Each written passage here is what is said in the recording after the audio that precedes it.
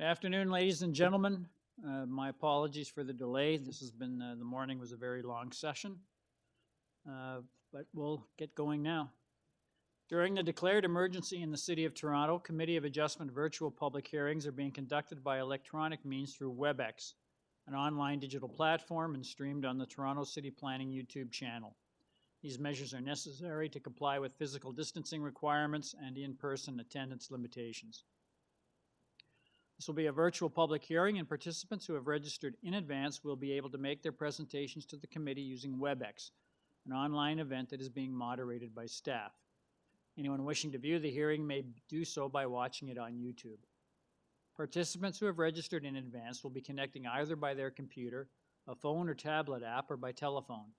All participants are automatically muted on entry. When your item is called, each participant will be unmuted by the moderator, one person at a time. Only the committee members are participating by video.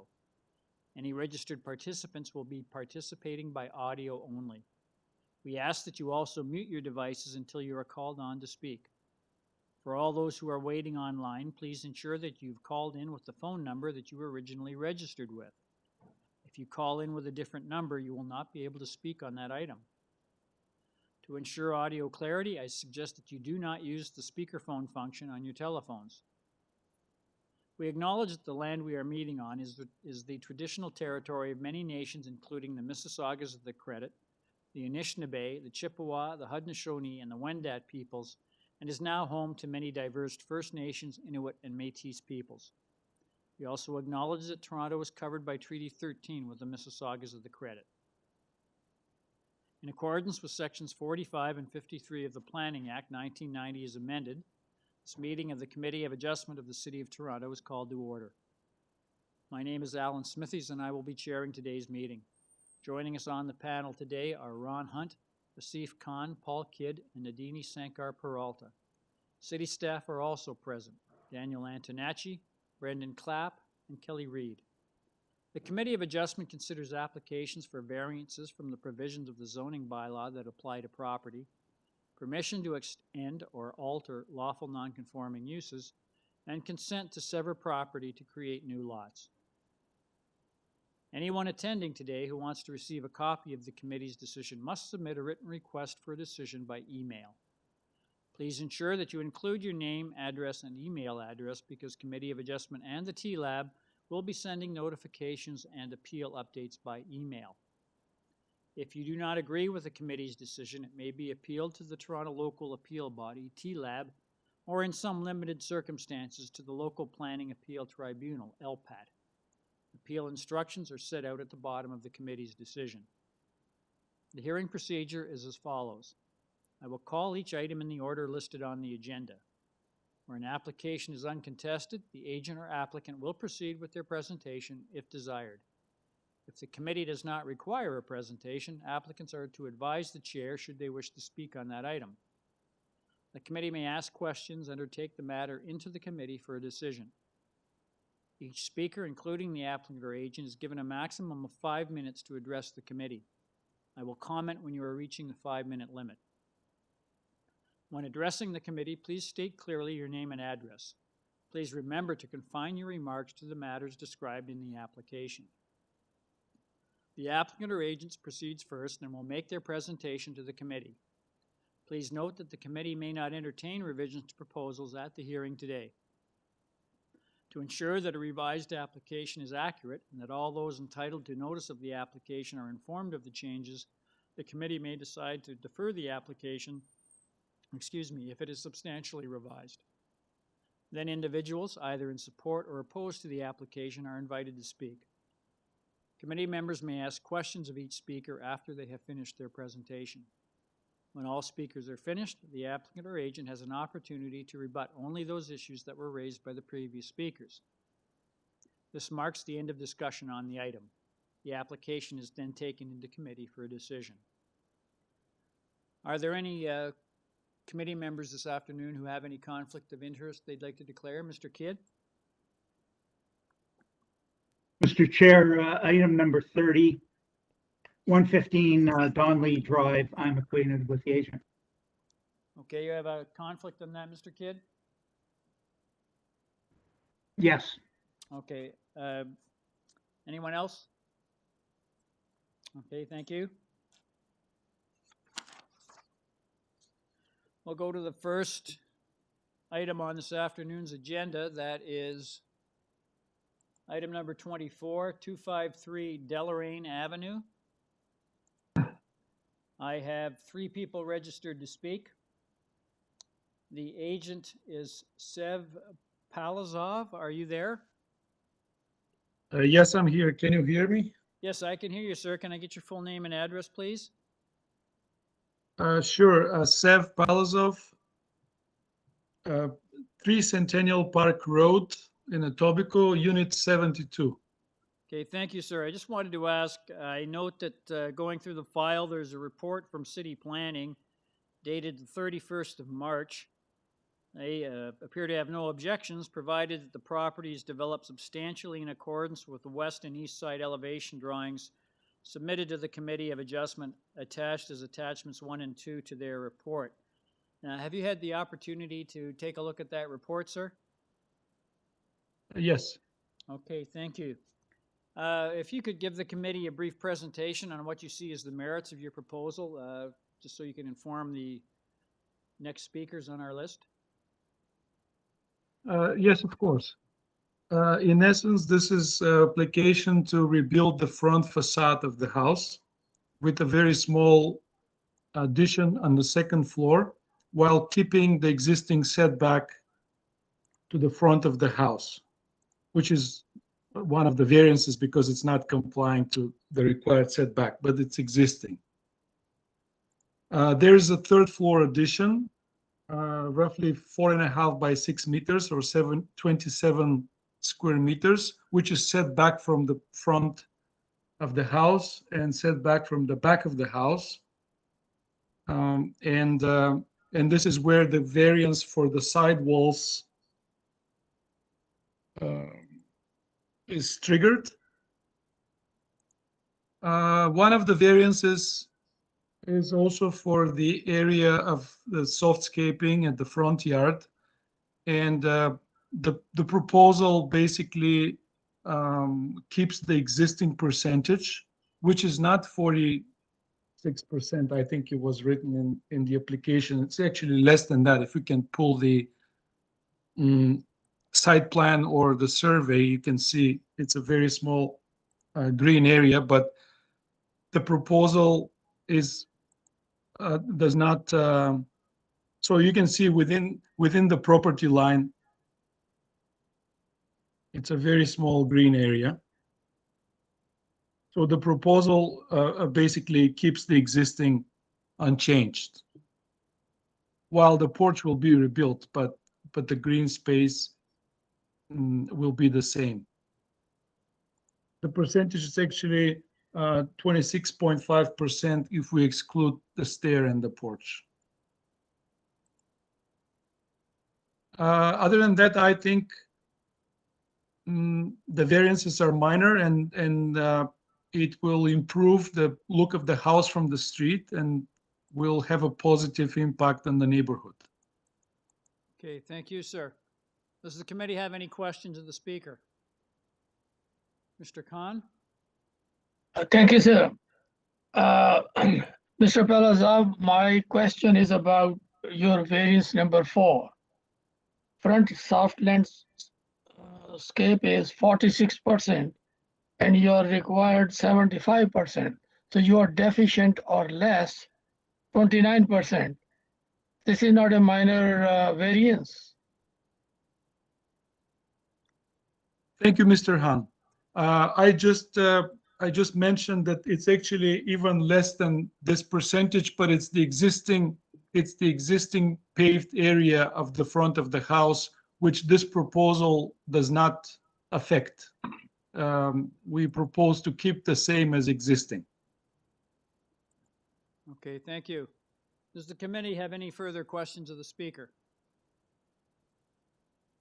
Okay, we'll go to our next speaker on the list. I have John Toyanaga. Are you there, sir? John Toyanaga, are you there? Yeah, it's John Toyanaga. I'm here. Yes, can I get your full name and address, please? It's John Toynaga, 257 DELORAINE Avenue. Okay, please, if you'd like to tell the committee your thoughts on this application. I have no issues with the minor variations, so long as it doesn't require access to my property during the build.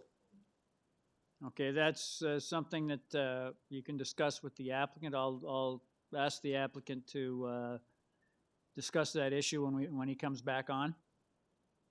Okay, Thank you. Any questions of the speaker? Thanks. Being none, we'll go to the next person on the list. I have Kim Davidson. Are you there? Speaking. Yes, Mr. I'm Davidson. the owner.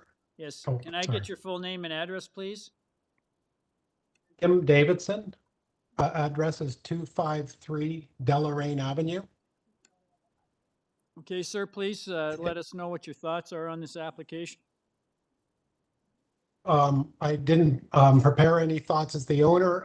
Seb has said quite a bit, and it was for the street appeal as well as the side and the front are starting to deteriorate. They have not done anything in the 30 years that I've been here.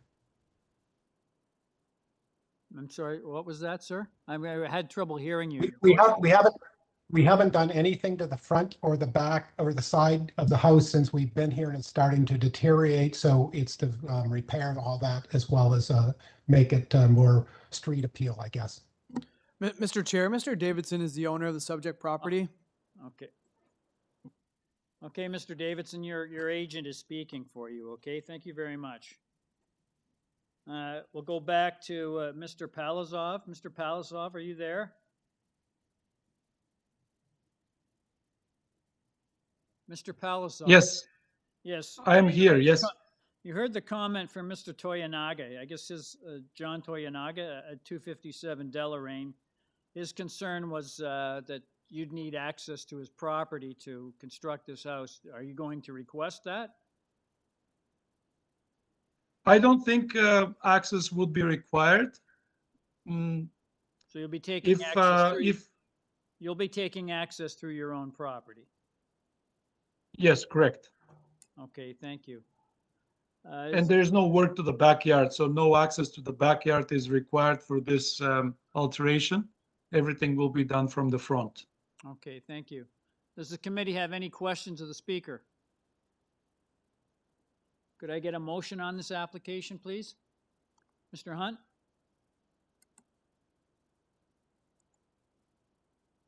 Thank you, Mr. Chair.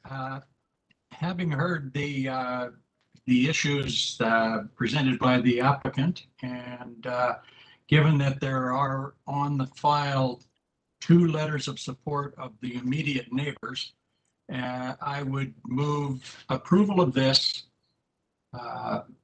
application subject to the March 31st, 21 planning staff report that states that the property be developed substantially in accordance with the east and west side elevation drawings submitted to the Committee of Adjustment.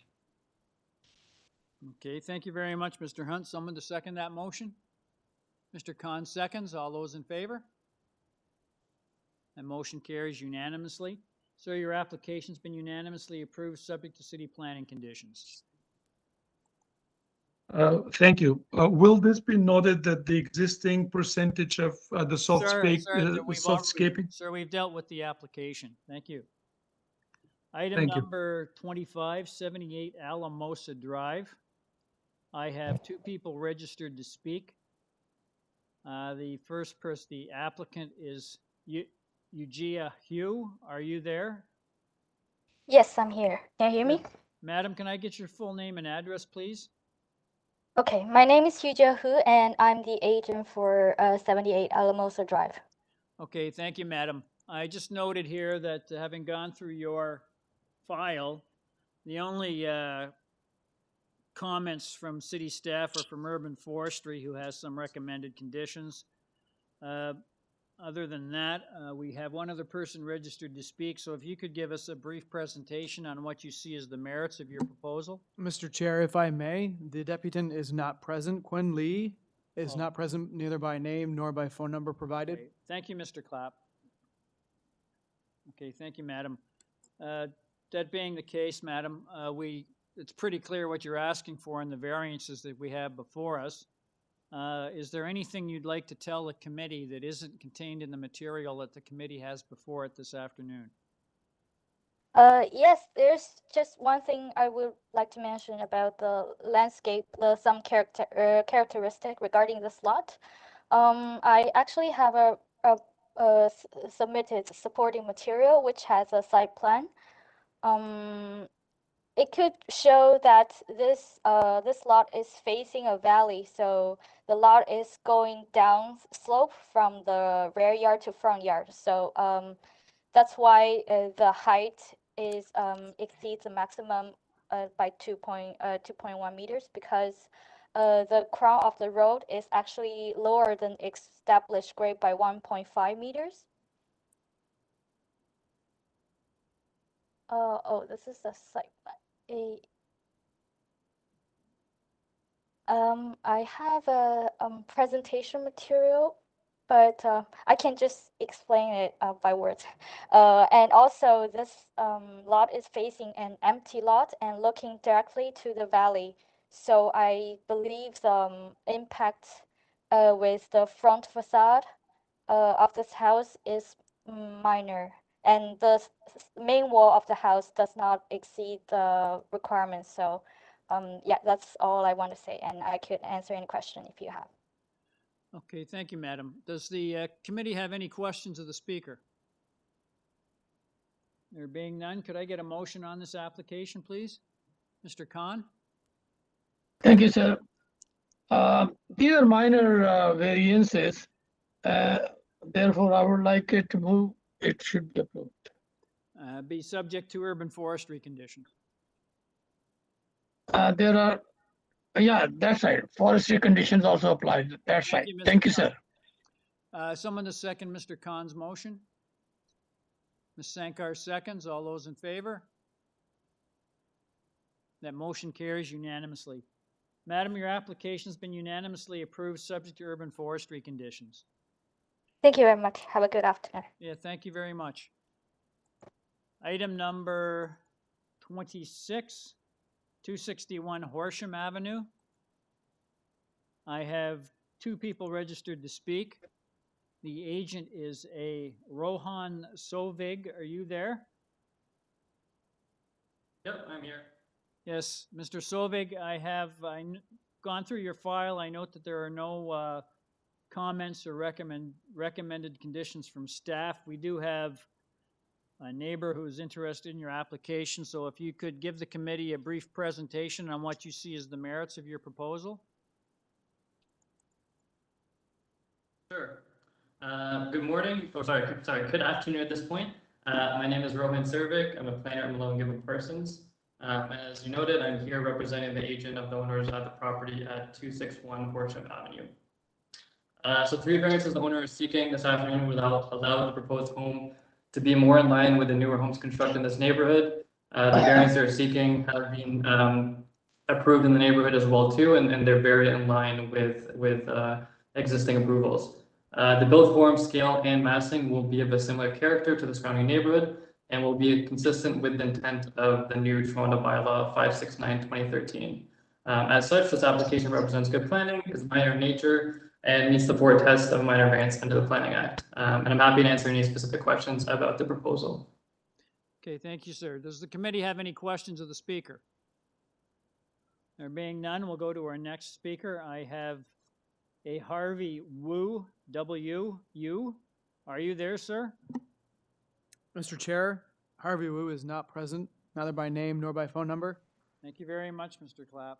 Okay, we'll just go back to our original speaker. Sir, it's pretty clear what you're asking for in the 3 variances we have before us, and you've given us your presentation. I'll just ask the committee if it has any questions.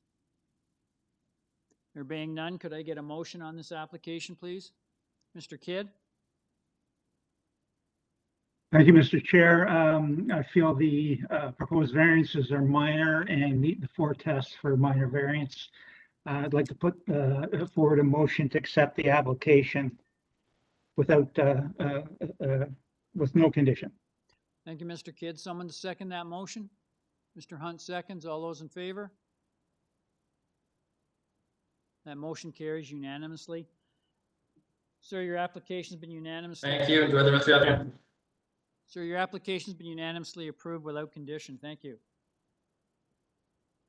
Item number 27, 140 Holmes Avenue. I have one person registered to speak. That is Jonathan Benkowski. Are you there? Here, sir. Yes, thank you, sir. I note that there are, going through your file, we have no comments or recommended conditions from staff. It's pretty clear what you're asking for in the variances we have before us. Is there anything you'd like to tell the committee that isn't contained in the material that we have before us this afternoon? Just that the increase in length is essentially caused by a one-story breakfast nook that is located in the middle of the dwelling. And I think everything else pretty much speaks for itself, as you said, Mr. Chair. Okay, thank you, sir. Does the committee have any questions of the speaker? There being none, could I get a motion on this application, please? Mr. Khan? Thank you, sir. Mr. Chair, it is a minor variances and complies with the zoning bylaw intent. So therefore, I would like to move it to be approved. Thank you, Mr. Khan. Someone to second that? Ms. Sankar seconds. All those in favor? That motion carries unanimously. Sir, your application's been unanimously approved without condition. Thank you very much, sir. Thank you. Now on item number 28, 107 Armor Boulevard. I have 5 people registered to speak. And the agent is a David Bronskill. Are you there, Mr. Bronskill? Yes, Mr. Chair, I am here. Thank you very much, sir. I just wanted to ask if you've had the opportunity, I was going through your file, and there's a report from City Planning dated the 8th of April, and they were recommending a number of revisions, particularly modifying variance number 1 for the proposed west side yard setback from 0.9 meters to 1.2, modify variance number 5 for the proposed building length from 22.08 meters to 21.27, modify variance number 7 for the proposed front yard setback from 3.33 meters to 4.18, and modify variance number 8 for the proposed lot coverage from 36.63% to 35.05%. I just wanted to ask, were you amenable to making those modifications, sir? Thank you, Mr. Chair. We are aware of that staff report. The good news is we have made those changes.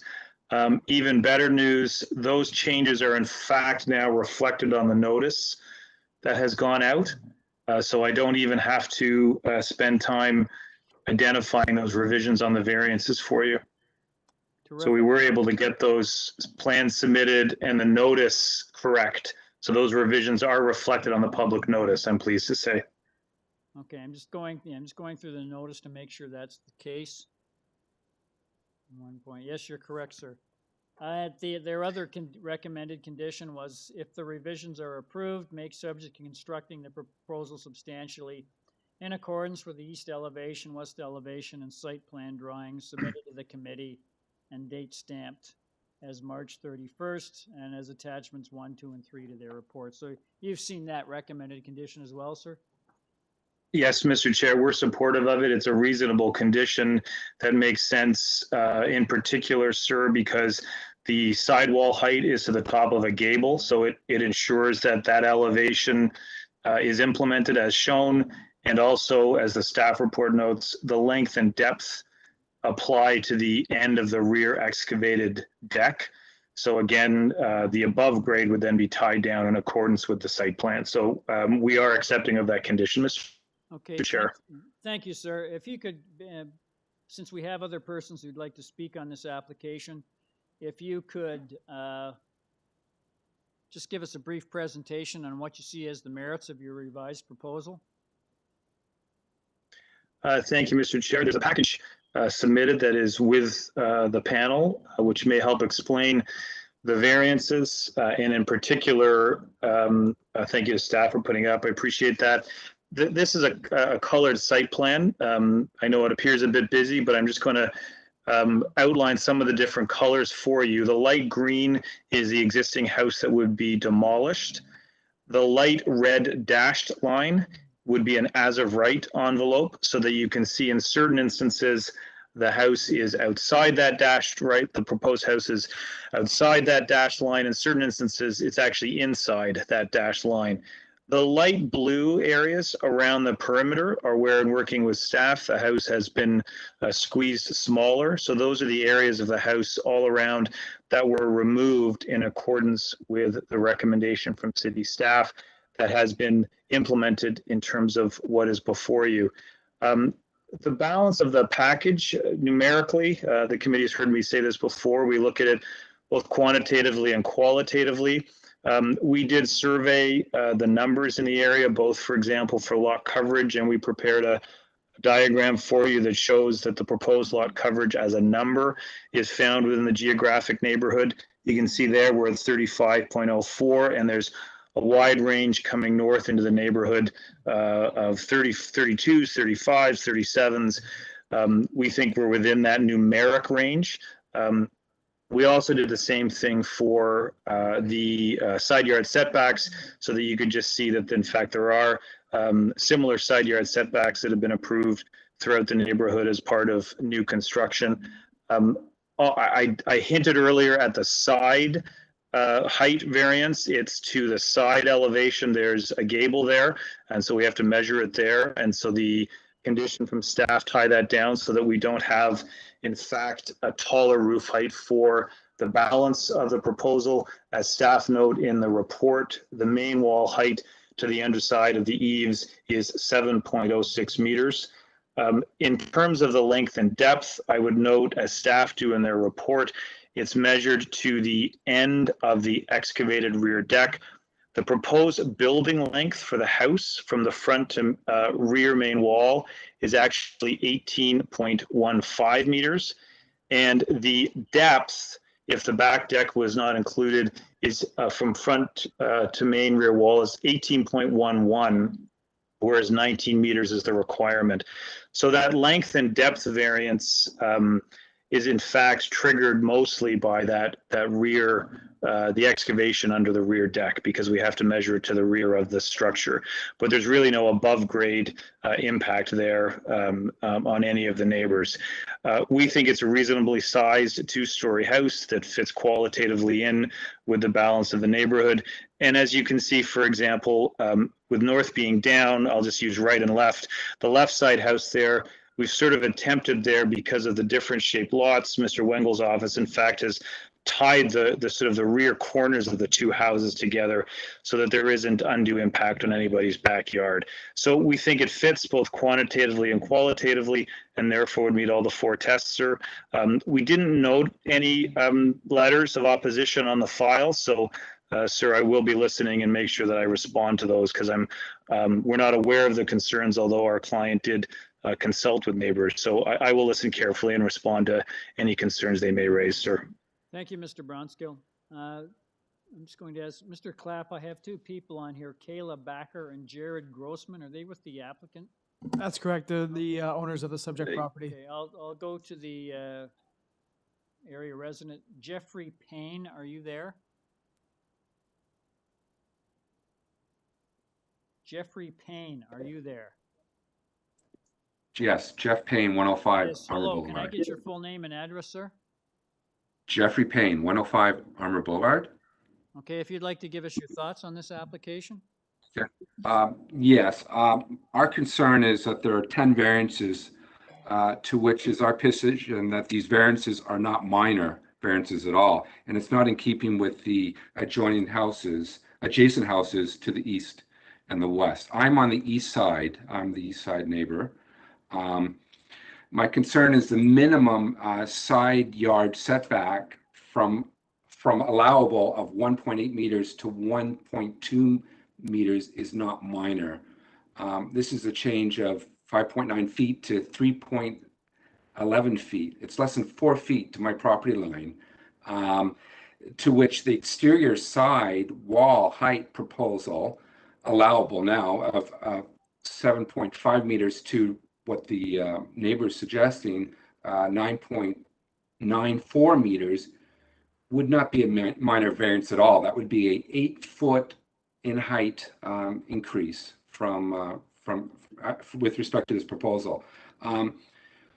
With the longer house protruding onto the front street, not only is it protruding onto the front street, obstructing the view, my view, and with a higher house wall now encroaching the property line, taking up a proposed building depth of 22.46 meters from the allowable 19 meters. It's my position that this will affect the character of the house and the neighborhood. The size of this house will obstruct my sunlight and the shading of the house all year round.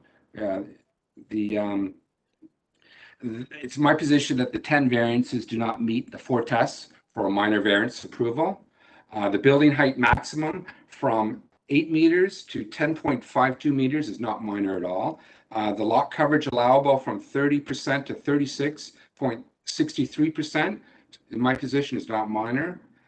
Permitting the maximum building depth of allowable 19 meters to a proposed 22 meters is not minor. It's our position that the general intent and purpose of this official plan is not maintained. The general intent and purpose of the zoning bylaw is not being maintained, and the variances are not considered desirable for the appropriate development of the land. Those are our concerns. Okay, thank you, sir. Any questions of the speaker? I have a Debbie Payne as the next speaker. Are you there, madam? Debbie Payne, are you there? Mr. Chair, perhaps you could clarify with Mr. Jeffrey Yeah, I'll Payne do if that. he's representing both. Yeah, Mr. Payne, are you? I'm presuming that Debbie Payne is. That is my wife, yes. I don't believe she's participating today. Okay, She's so not you're participating. speaking on her behalf. That is correct, yes. Okay, thank you. Okay. Just to follow up, this is a pie lot. It starts at 47 feet and it pies into 19 feet at the end. Okay, thank you, sir. I'll go back to Mr. Bronskill. Are you there, sir? Yes, Mr. Chair, thank you. You've heard the comments from Mr. Payne, if you could respond. I will, sir. Thank you. I do wish Mr. Payne had gotten in touch with our client. I know that our client knocked on their door and provided contact information, offered to speak about a month ago. And Mr. Payne indicated to our client that he would review the plans and get back to our client. But we have, in fact, unfortunately not heard anything back. If we had, we would have explained some of these matters in terms of the concerns that he raised. So, for example, shadowing. These lots are on the south side of the street. And as I noted earlier, the rear corner on this pie-shaped lot lines up with the rear corner of the other lot. So when the sun's coming through east to west to the south of these two properties, in fact, there's going to be no impact on shadow on either of the rear yards. So you just have to, this site plan that's before you, unfortunately, you have to turn it 180 degrees to envision that, or have the sun, essentially it's coming across the top of this diagram. So because it's not protruding and because the sun is on the south, both backyards, in fact, are going to enjoy significant sunlight throughout the day. So I don't think shading's an issue. There was a comment about the building protruding at the front. That would be at the bottom of this plan.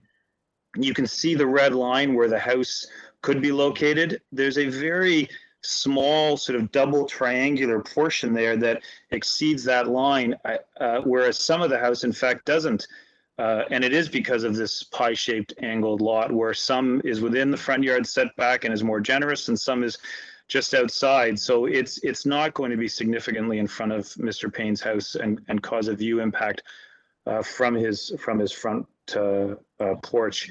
As I indicated earlier, the house itself around 18 meters in length and depth above grade.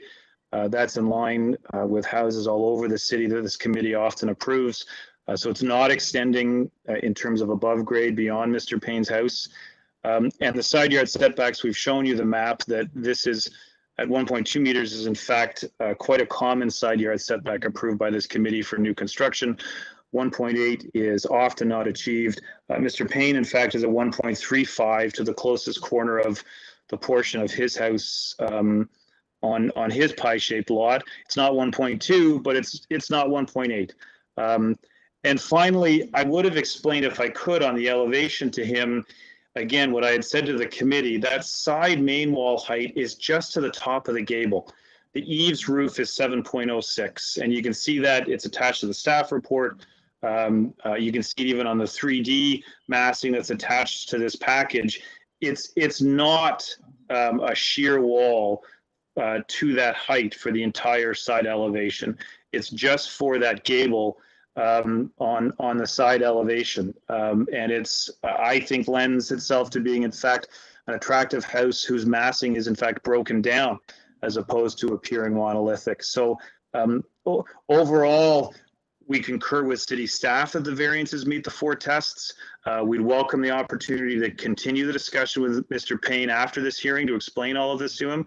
But unless there are any questions from the committee, we would ask that you support the staff recommendation and recommend approval of the variances subject to the condition. Thank you, Mr. Chair.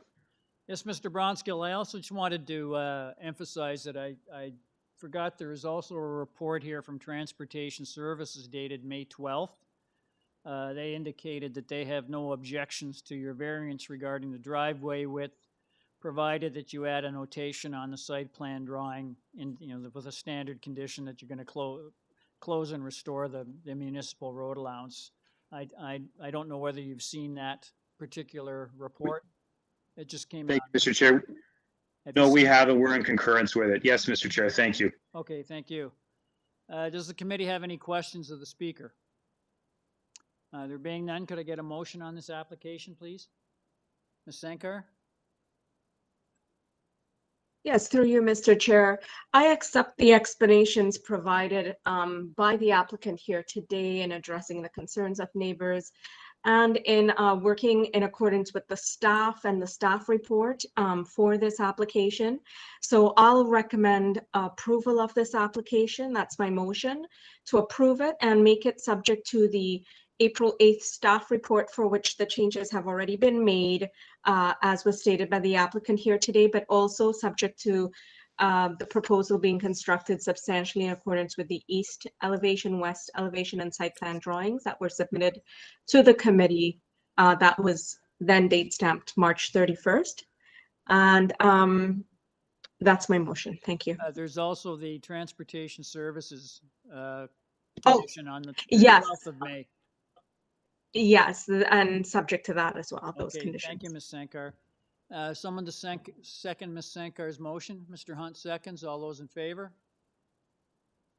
That motion carries unanimously. Mr. Bronskill, your application has been unanimously approved, subject to city planning and transportation services conditions. Thank you, sir. Okay, thank you. Item number 29, 18 Diva Dale Drive. I have 6 people registered to speak, but I note that number of duplications here with respect to the agent. We'll go by Mr. Clapp is the agent speaking. Is Ali Shams? That's correct, Mr. Chair. Thank you. Is Mr. Ali Shams, are you there? Yes. Yes, sir. Can I get your full name and address, please? Hello, Mr. Chairman and the committee members. My name is Ali Shams, and my address is 4325 5 Shepherd Avenue East, North York, Ontario, and I am speaking in for the applicant, Gold Star Certificate. Okay, thank you very much, sir. We have a couple of other speakers listed here today, so if you could give us a brief presentation of what you're proposing. And I also wanted to indicate that there are a couple of reports on file with your application. There's recommended conditions from Urban Forestry. There's also a report from City Planning dated the 7th of April, which indicates that they have no objections provided that the side, exterior, and main wall heights are developed substantially in accordance with the east and west side elevation drawings attached to their report. I'm just asking if you've had the opportunity to read that material, sir. Yes, sir, I have, and I have no objection to the condition put forward by the planning department. Okay, thank you, sir. If you could give us a brief presentation on what you see as the merits of your proposal. Okay, so we are not actually here setting new precedents to the variances already approved by the Committee of Adjustment in this neighborhood. Besides, it, as you said, it has the support of the planning department with only one condition, which is the substantial accordance with the site elevation, and we have no objection with. If we can see the site plan, please.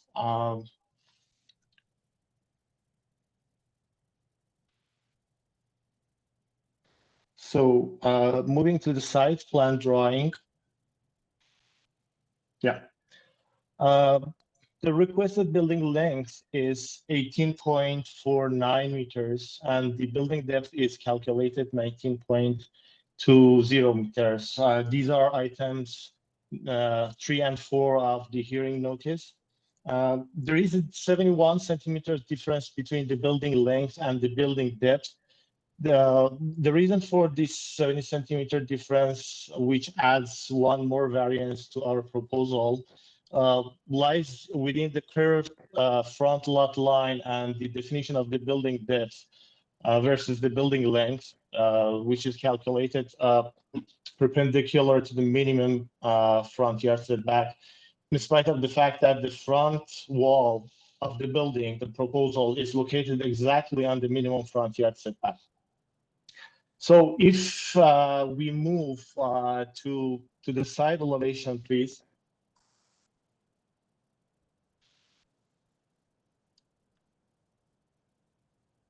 Moving to the side elevation, we have requested actually altogether 6 variances, among which 3 relates to the building height, which are items 1, 2, and 6 of the hearing notice. Although we have a minor variance for the main wall height, the majority of the main walls, the main side walls are kept under the permitted height, and only a small portion of the side wall is not following that because of the proposed architectural feature, which is also acknowledged by the staff report. The other 2 variances to do with the height are building height variances. We admit that we have requested for a 40 centimeters increase in the building height under the new bylaw. However, the visible portion of the roof from a pedestrian point of view is complying with the permitted height.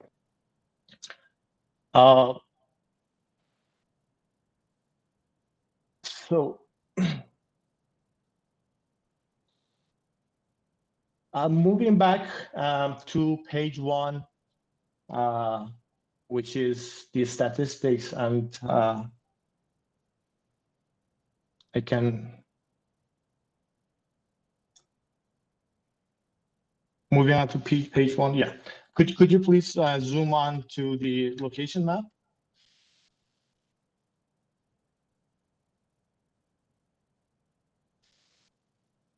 So as you can see on the location map, the pin is our property, and on the west of this property, there are 1, 2, 3, 4 buildings which are located from 10, 12, 14, 16, and 18 Diva Dale Drive. From the intersection of Winslow Avenue all to 18 Diva Dale Drive, the road is curved. If you can see it on the drawing, the street is curved from 10 all the way to 18 Diva Dale Drive, which makes the buildings on 10, 12, 14, 16, and 18 pushed back in comparison to their immediate western neighbors in terms of the front yard setback and the length of the building. It means that the buildings are blocking the east view of each other on the back, from 10 DIVADALE all the way to the 18 DIVADALE. And it was one of the concerns that the neighbors mentioned in their letter of objection. So that's the my presentation. I would be happy to answer your questions, if any.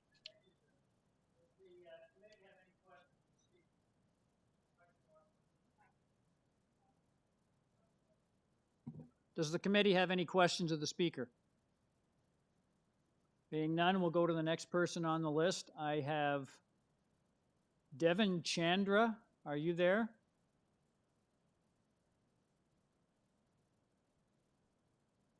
Devin Chandra, are you there? Mr. Chair, the deputant is not present, neither by name nor by phone number. Thank you, Mr. Clapp. Go to the next person on the list. I have a Deborah Robertson. Are you there?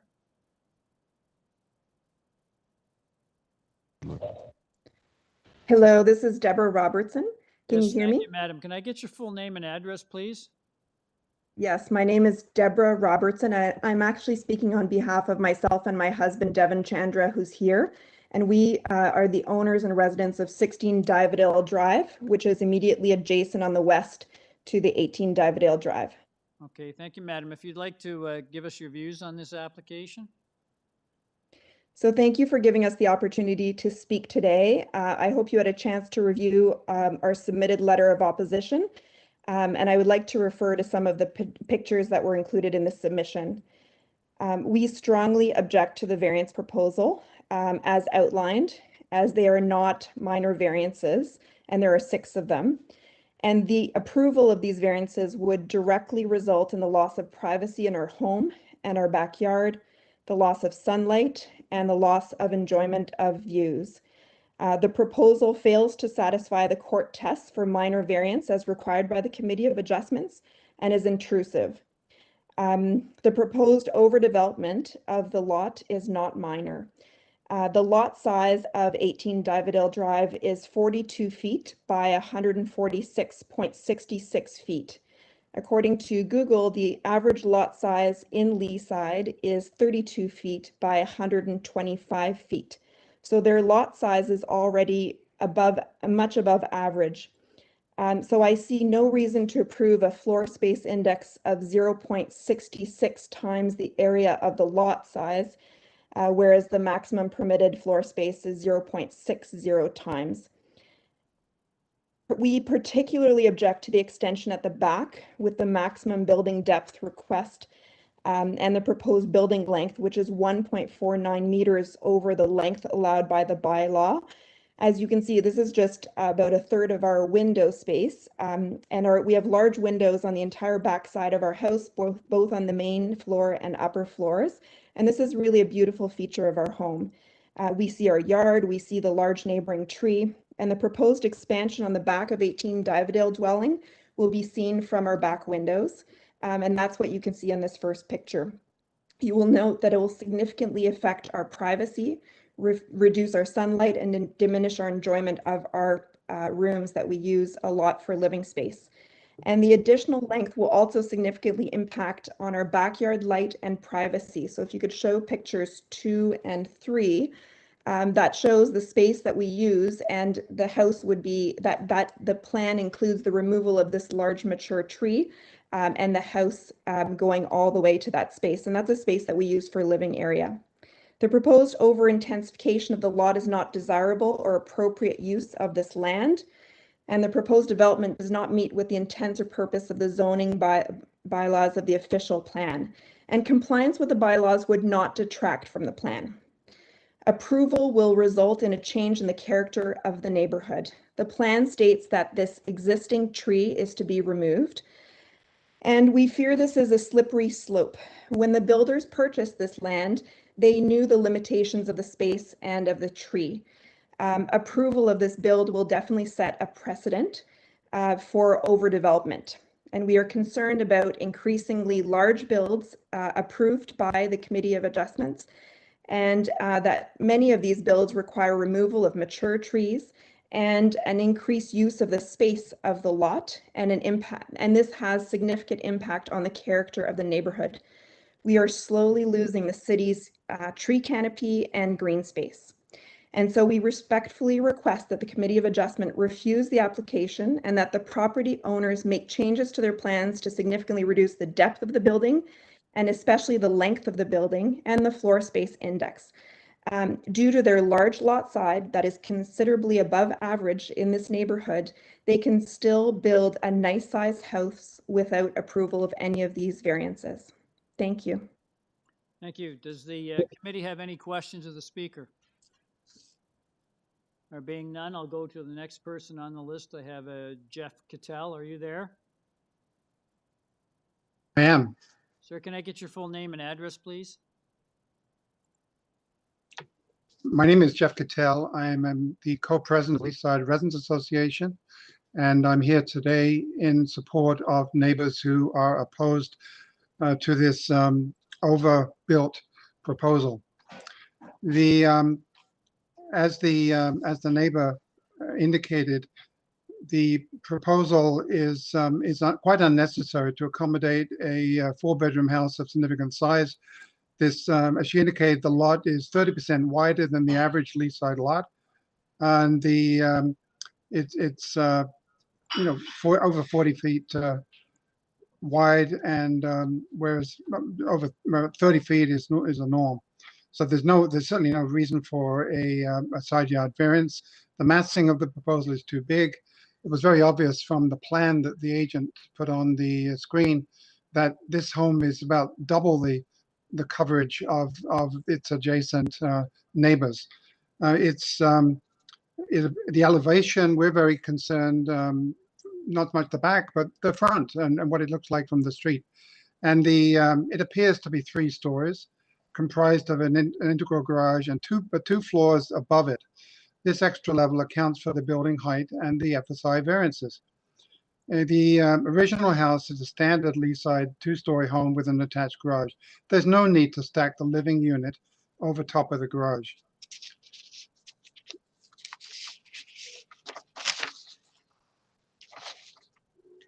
So the street of on Diva Dale between Busborough and Hannah is made up of traditional 2-story brick homes with attached garages. The replacement homes on this surrounding area have peaked roofs and proportions that are made of materials compatible with the existing homes. The facade of this proposal is boxy with large expanses of glass, some of which project outwards. The roof is essentially flat with a narrow mansard perimeter skirt. This design is not compatible nor complementary to the neighborhood. The proposed house form is foreign to the traditional homes with steeply pitched roofs and green lawns with a tall shade tree in each front yard. We reiterate our support of the neighbors who are opposed to this application and support their concern about precedent on this street. Thank you. Thank you, sir. Does the committee have any questions of the speaker? There being none, just Mr. Clapp, I just wanted to confirm there are 2 other speakers here, Agolsa Siddiqui and Manija Jafari. I guess they're connected with the owner. That's correct, Mr. Chair. So yeah, they'll be speaking through their agent, Mr. Chandra.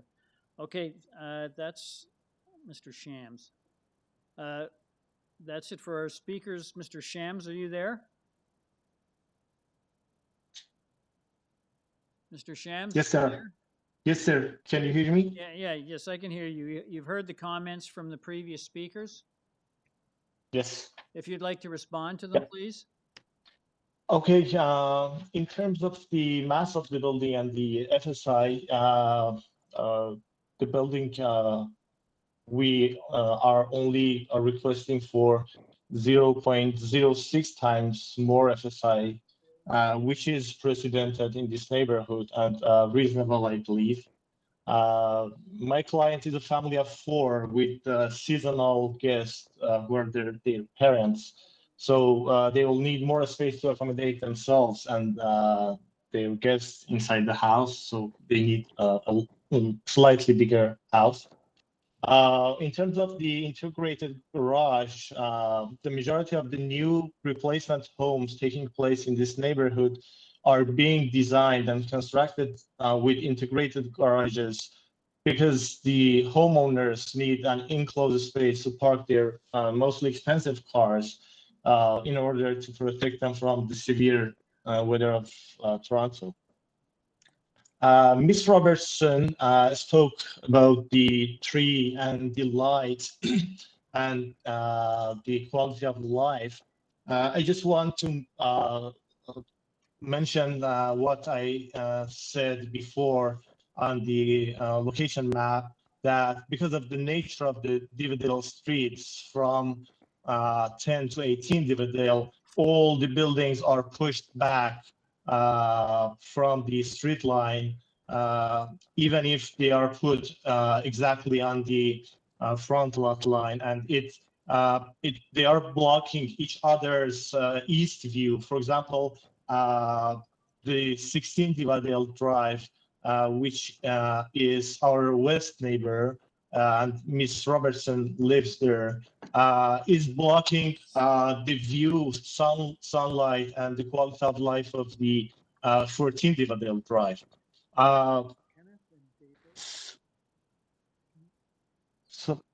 So if in terms of tree, we know the importance and the value of the mature trees. So we considered every option to keep the tree as it is. However, any development without injuring or removal of the tree is next to impossible here, because we even considered increasing the length of the building on the east side in order to keep the tree as it is, while decreasing the length on the south side, which would give rise to the increase in the building length and the depth significantly.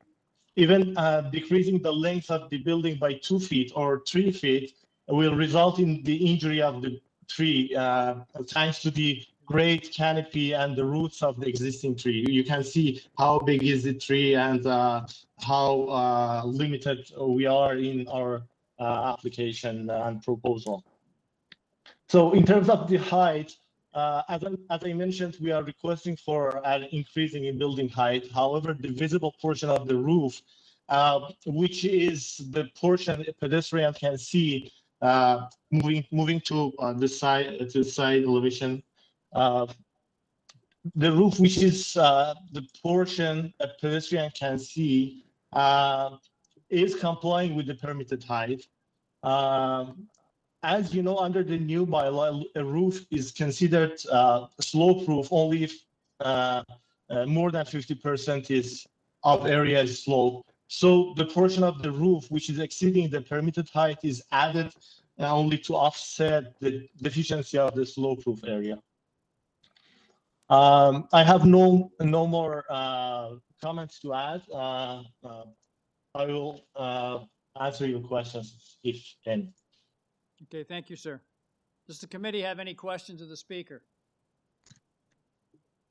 There being none, can I get a motion on this application, please?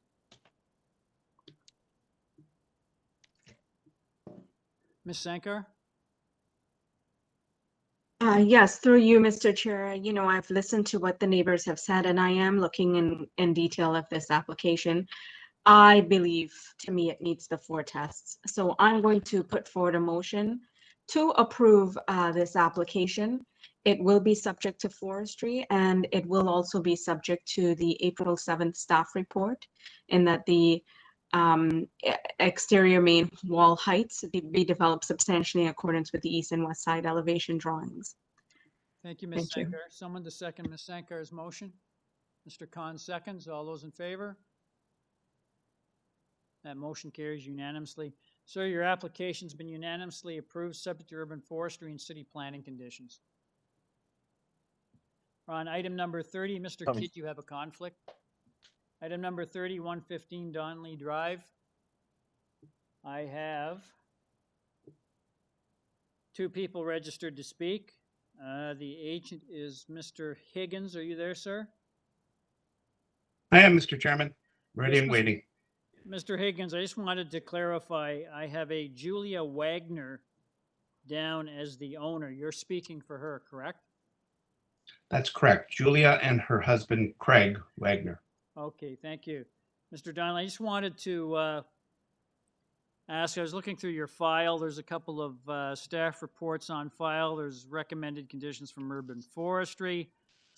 There's also a staff report from city planning dated the 7th of April, recommending that variance number 9 regarding the east side yard setback be increased from 0.32 meters to 0.6.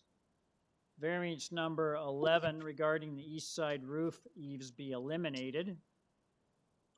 And should the committee approve the revised application, they recommend that the dwelling above grade, excluding platforms, be limited to a maximum lot coverage of 36% of the lot area, pardon me, of the lot area, and that the proposal be developed substantially in accordance with the front yard setback, building length and depth as shown on the site plan drawing attached to their report.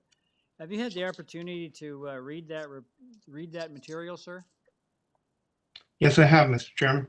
I just wanted to ask, with respect to variance number 11 regarding the east side roof eaves, if you eliminated that variance, does this effectively require that you redesign the whole project? Oh, no, not at all. If I may just speak to that, the existing house, I'm looking at the survey, and perhaps staff can bring up the drawings, starting with the survey. The existing house has a 0.32, so just over a foot actually, side yard setback. Mr. Higgins, before you start, the changes that the city planning report was recommending, are you proposing to do those? We're, with regard to the latter part being tied to plans, certainly. With regards to increasing the side yard setback as per number 9 and eliminating the variance for the roof overhang, which is number 11, no, we're not, and I would like to explain the reason why. Okay, if you could give, because we have other speakers, so if you could give us a presentation, please.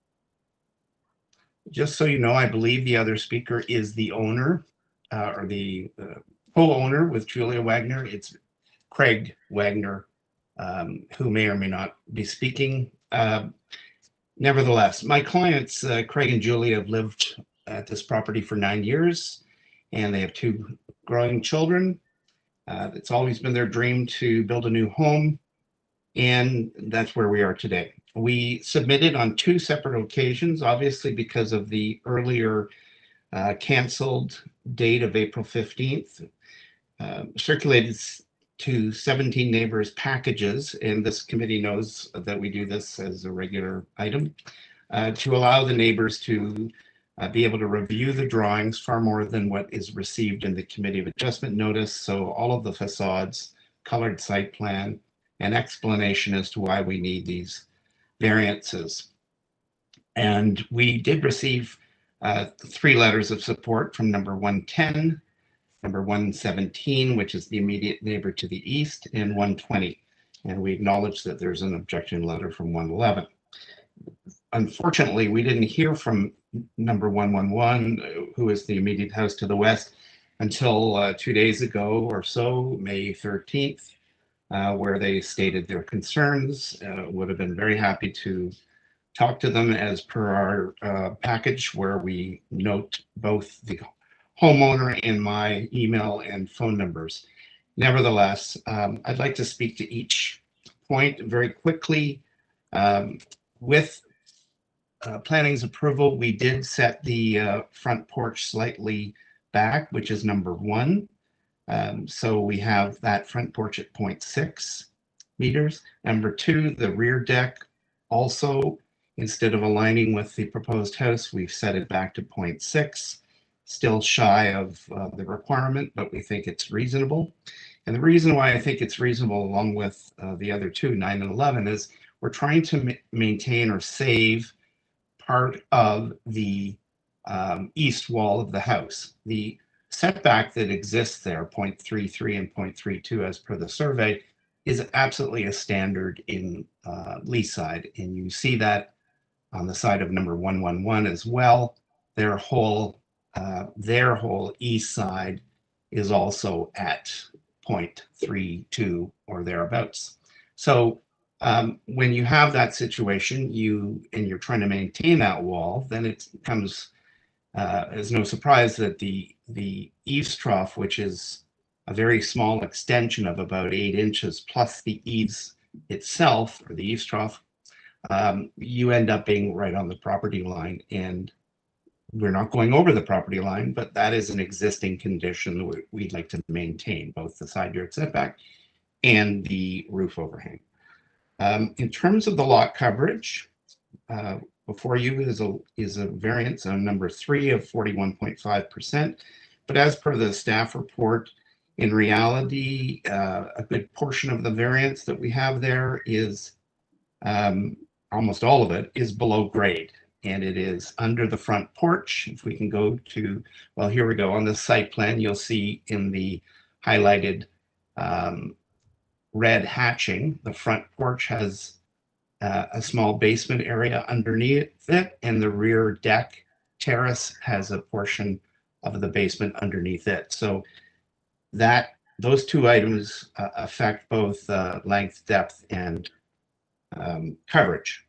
Without those two components, if we didn't have anything under the front porch and the rear, we would be at 35.54, which is just under what the staff have recommended. We have a height variance, again, fairly standard in the neighborhood of 1 foot. We have a fully hipped roof. There are no gables, no dormers. And we think it's quite reasonable. With a fully hipped roof, the actual area of overage, if we can go to the front facade, please, is very small, and it doesn't affect the neighbors at all. With this front facade, you may also notice that our wall height is less than the allowable. We have a wall height of 6.72. We're allowed 7 meters. So we believe that's mitigating Mr. Higgins, can you any summarize, concern. please? Certainly, I will. I'd just like to say that I think this is a handsome home. Of course, I always say that. The front porch with its horizontal lines and the belt course of brick and stone also makes it not only harmonious, but it's part of the new Leaside fabric. Thank you.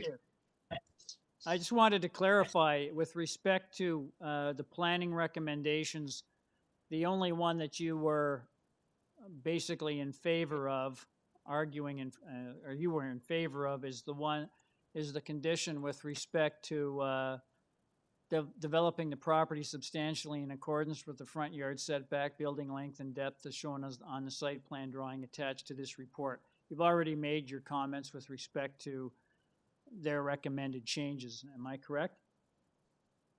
That's correct, sir. Okay, thank you. We'll go And to the next.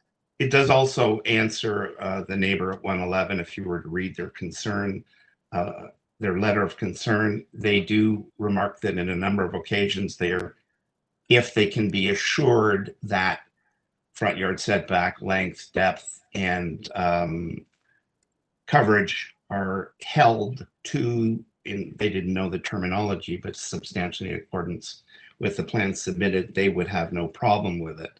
Okay, thank you. Any questions of the speaker? Go to our next person on the list. I have a Greg Mittler. Are you there? Mr. Mittler? Can you hear me? Yes, I can hear you, sir. Oh, no. Can you hear me? Yes, I can. Can you hear me? Yes, we can Thank hear you. Right. Can I get your full name and address, please? Yes, Mr. Chairman. Greg Mittler at 111 Donnelly Drive, Toronto, Ontario, M4G2M6. Okay, thank you, sir. If you'd like to give us your views on the application? Certainly. Thank you, Mr. Chairman, and thank you for the opportunity. While I speak here, I would like to say that some of the things that the architect has mentioned we didn't know that he had changed. We weren't privy to that. So some things that we talk about may be a little redundant. Please bear with us. This will take about 5 minutes. As per our submission to the committee, we have no major concerns with variances 1, 2, 9, and 11, as we understand that they are in line with what currently exists on the east side of 115 Donnelly. We do have sincere concerns regarding the other variances as they combine to form a structure that seems larger and more imposing on average than many houses on the street. May I refer you to the electronic submission we filed on May 12th with the 4 attached photos, A, B, C, and D. They could bring that up. Please see photo C showing 115 Donnelly in center. If you look at the design of the 3 homes, 117 Donnelly Drive to the east or left of the proposed project and 111 to the west, that's us, or right, it's clear that they were placed with regard to separation and openness. All 3 homes were set close to the east lot lines, resulting in space and driveway passages to the west side of the homes. Now, please view photos A and B. They show our house in center, illustrating the space between houses. Please note here that in photo B, even though the so-called jog out brings the wider part of our house closer to the neighbor, it is limited to the back third of our structure and thus maintains this idea of breathing space. The last picture, photo D, shows typical spacing of the houses on Donnelly directly across from us. The proposed redesign of 115 Donnelly reduces the separation between the homes. The seemingly minor height variance of 3 to 4%, coupled with bringing the sidewall closer to the west property line, a 24% reduction of the allowed space between the houses, variance 10, makes the height differential all the more noticeable. Add to this an increase in lot coverage of 19%, a building length 30% more, increased depth of 8.7%, 11% more floor space, and a front yard setback of 21%. Many of these numbers are major variances.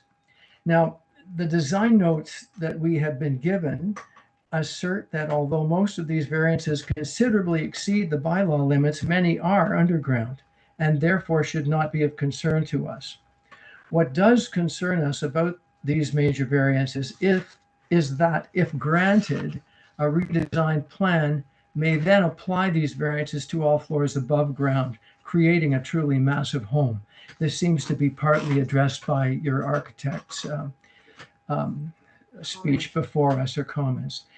This part of Leaside is not a neighborhood of large homes, one on top of the other. Yes, there are a few homes up and down the street that are similar to the proposed design, but they're mostly placed on lots of over 30-foot width. This is not the case at 115 Donnelly. As well, you might argue that putting a better, larger home on this 30-foot lot only increases the value of a smaller home.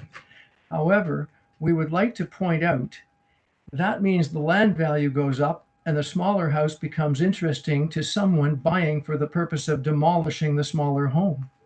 This continues the alteration of the neighborhood's character and is not in keeping with the majority of area homes whose residents choose to live in this section of Leaside. A variance granted to one homeowner might not necessarily become an entitlement for every other owner, given the different lot widths and neighbor circumstances. In conclusion, please appreciate we are not anti-development. We wish our neighbors to have their dream home. What we are against are the major variances that, taken together, will result in the diminishing of our residential separation, the serious restriction of light by a wall extending well beyond our deck. I have one more paragraph, Mr. Chairman. The serious restriction of light with a wall extending well beyond our deck and the degradation of our property enjoyment. We urge the committee to consider holding the west side yard setback 10, number 10, the height 4 and 12, and the length 5 to what the bylaw allows, and to consider some assurance that the underground variances, if granted, remain below ground. Okay, sir. We hope thank at you. least, Thank you. thank you. Does the committee have any questions of the speaker? Being none, we'll go back to Mr. Higgins. Mr. Higgins, you've heard the comments from Mr. Mittler. If you'd like to respond, please. Yes, thank you. Could the staff please bring up Mr. Mittler's photographs of the south side of the street, which include his home as well as the neighbor to the west and number 115 as well. So if you can go to maybe the next photo.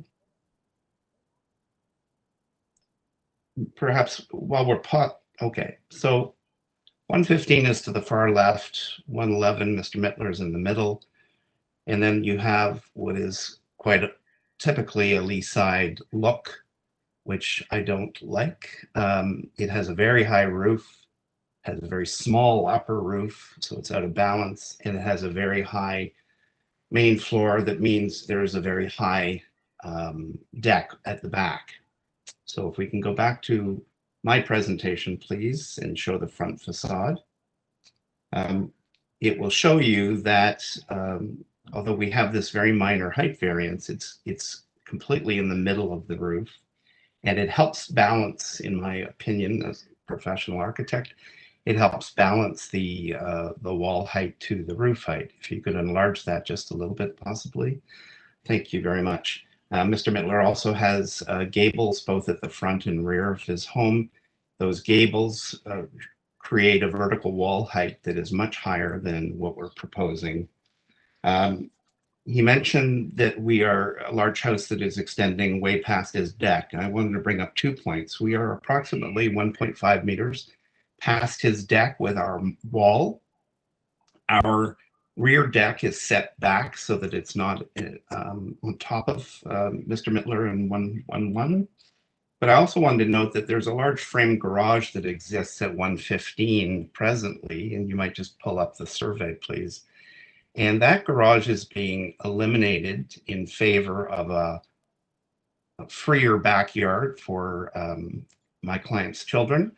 And it will substantially open up the view from Mr. Mittler's back wall and his deck past the corner of our house, which is at the allowable 17 meters, onto our property. Whereas existing, the frame garage that you see in the middle section there, down at the bottom, will be removed. And right now it would be blocking some of Mr. Mittler's views. I'm reminding everyone that we don't have a length or depth variance except for the portions that are below grade as part of the basement. One last point.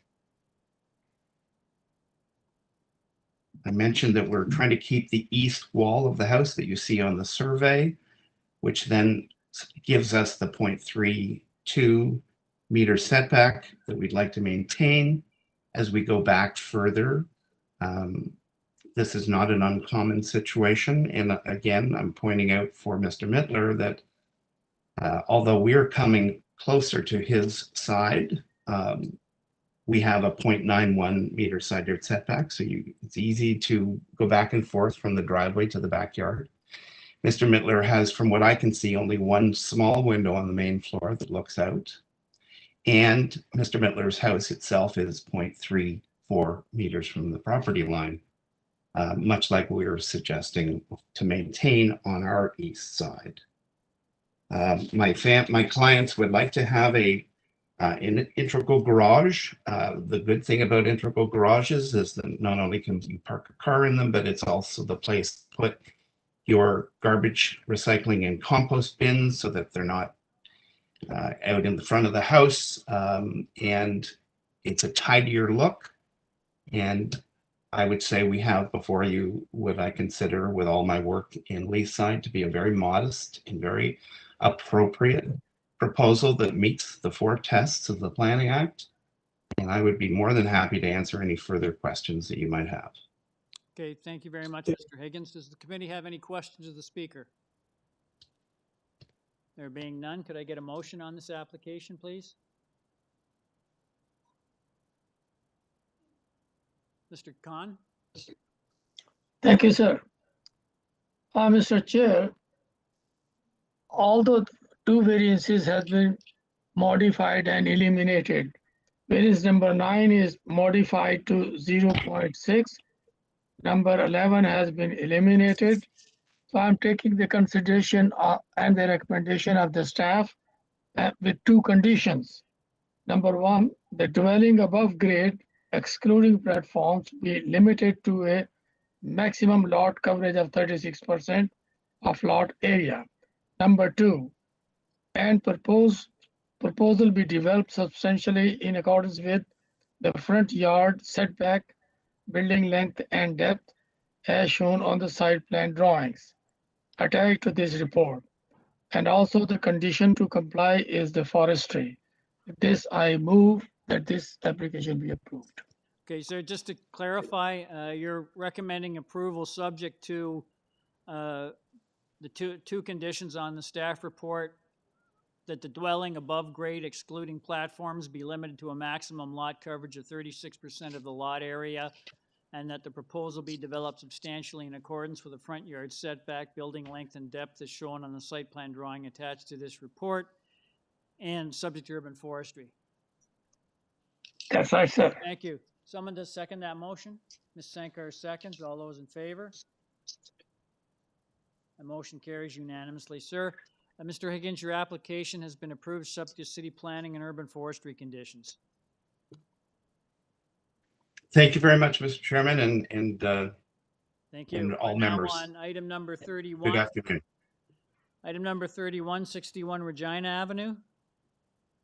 I have one person registered to speak. That is Richard Idles. Yes, sir. Yes, Yeah, are Mr. you there, Chairman, sir? Do you hear me? I am. Do you hear me? Yes, I can hear you, sir. Do you hear me? Yes, I can hear Oh, you. you can. Good. Thank you. Sir, I just wanted to indicate, I've looked at your file. There's a couple of comments from city staff in there. One from urban forestry, they have a recommended condition. But there's also a comment from transportation services dated the 12th of May, which recommends refusing your proposed 4.71 meter wide driveway. So if you'd like to, and that's the only staff, other than forestry, that's the only staff condition, recommended condition. If you'd like to respond to that, please. I mean, very briefly, I just want to say that the owners of the house have lived there for around 6 years, and it's not a house for resale. They have a growing family. They're very happy with the neighborhood and their neighbors, etc. And they have good relations with them. They received 32, or the city received 32 letters of support within the allotted area that their immediate neighbors and others around. In terms of all, I'll leave the driveway to the left. In terms of all the other variances, we researched and we only chose things that we chose variances that we thought were compatible with other decisions. In any case, we looked at many houses and they all seem to be within our variances seem to be in the bounds of what other, and I understand there's no precedence here, but that was why we did it. And also that the family is, like I say, growing. They are in need of more space. In terms of the transportation, so the reason why the family would like a wider driveway is because the parents each have their own car. There is, when it's not a COVID situation, there is constant carpool, different age kids going back and forth. And the issue with a narrower driveway is only that you can only get one car at a time unless the cars are parked in back of each other. And then the cars are always going, one parent's going and moving his car for the other parent to come out back and forth. And they deem that as not being a very safe condition. It's a neighborhood of families with kids. It's just an easier and a safer condition if you have a wider driveway. So that's their concern, and that's why they would like to do it. Also, it's a wide lot, and we feel there's a lot of grass area. There's no problem with the landscaping in terms of grass. And I think that's all I have to say. Okay, sir, can I ask you, with respect to the existing driveway to number 61, it's actually wider than what you're proposing, correct? You're actually making the driveway narrower.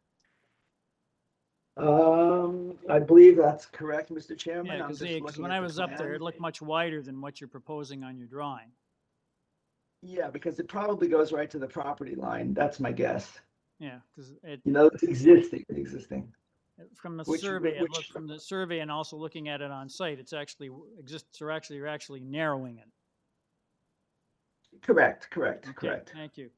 I think the variances you're asking for are pretty straightforward. I'll just ask the committee if it has any questions. Being none, could I get a motion on this application, please? Ms. Sankar? Yes, through you, Mr. Chair. I accept the explanations about the transportation report, that it's actually making the driveway a bit better. What's existing is already wider than what transportation recommends. So I'm okay with that. And with respect to the rest of the application, I do believe that it fits the character of the neighborhood. And for this reason, I think it is minor as well. So I'm going to put forward a motion to approve this application. And I believe there's forestry attached. Just urban forestry, that's correct. Yeah, that's it. Thank you. Someone to second Ms. Sankar's motion? Mr. Hunt seconds. All those in favor? The motion carries unanimously. Sir, your application's been unanimously approved, subject to urban forestry conditions. Thank you, Mr. Chairman. Thank you, committee. Thank you. Thank you. Now on to item number 32, that's 10 Crofton Road. Actually, I'll just ask Mr. Clapp. Mr. Clapp, it looks like both these speakers are... It would appear they're from the same firm. Are the same, okay, Yeah. all right. Item number 32, 10 Crofton Road, one speaker, Saba El Mathno, M-A-T-H-N-O. Are you there?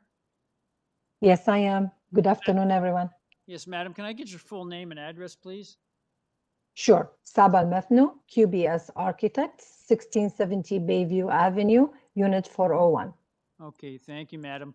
I notice going through your file, there is just a couple of staff reports on file. There's recommended conditions from urban forestry. There's a report from city planning dated the 7th of April, which indicates they have no objection, provided that the front yard setback is limited to the addition, as shown on the site plan drawing attached to their report, and the second story balcony shall remain enclosed on the east and west sides, as shown on the second floor plan attached to their report. Madam, have you had the opportunity to read that material? Yes, we have, and we are in agreement with both reports. Okay, thank you, madam. You have, there's two variances here. It's pretty clear what you're asking for. Is there anything that you'd like to tell the committee that isn't in the material we have before us this afternoon? Yes, there is only one letter of objection from our next door neighbor, number 12. And since then, we have communicated with her and she's in agreement now. And actually, she sent us a letter of support as well. Okay, thank you, madam. Does the committee have any questions of the speaker?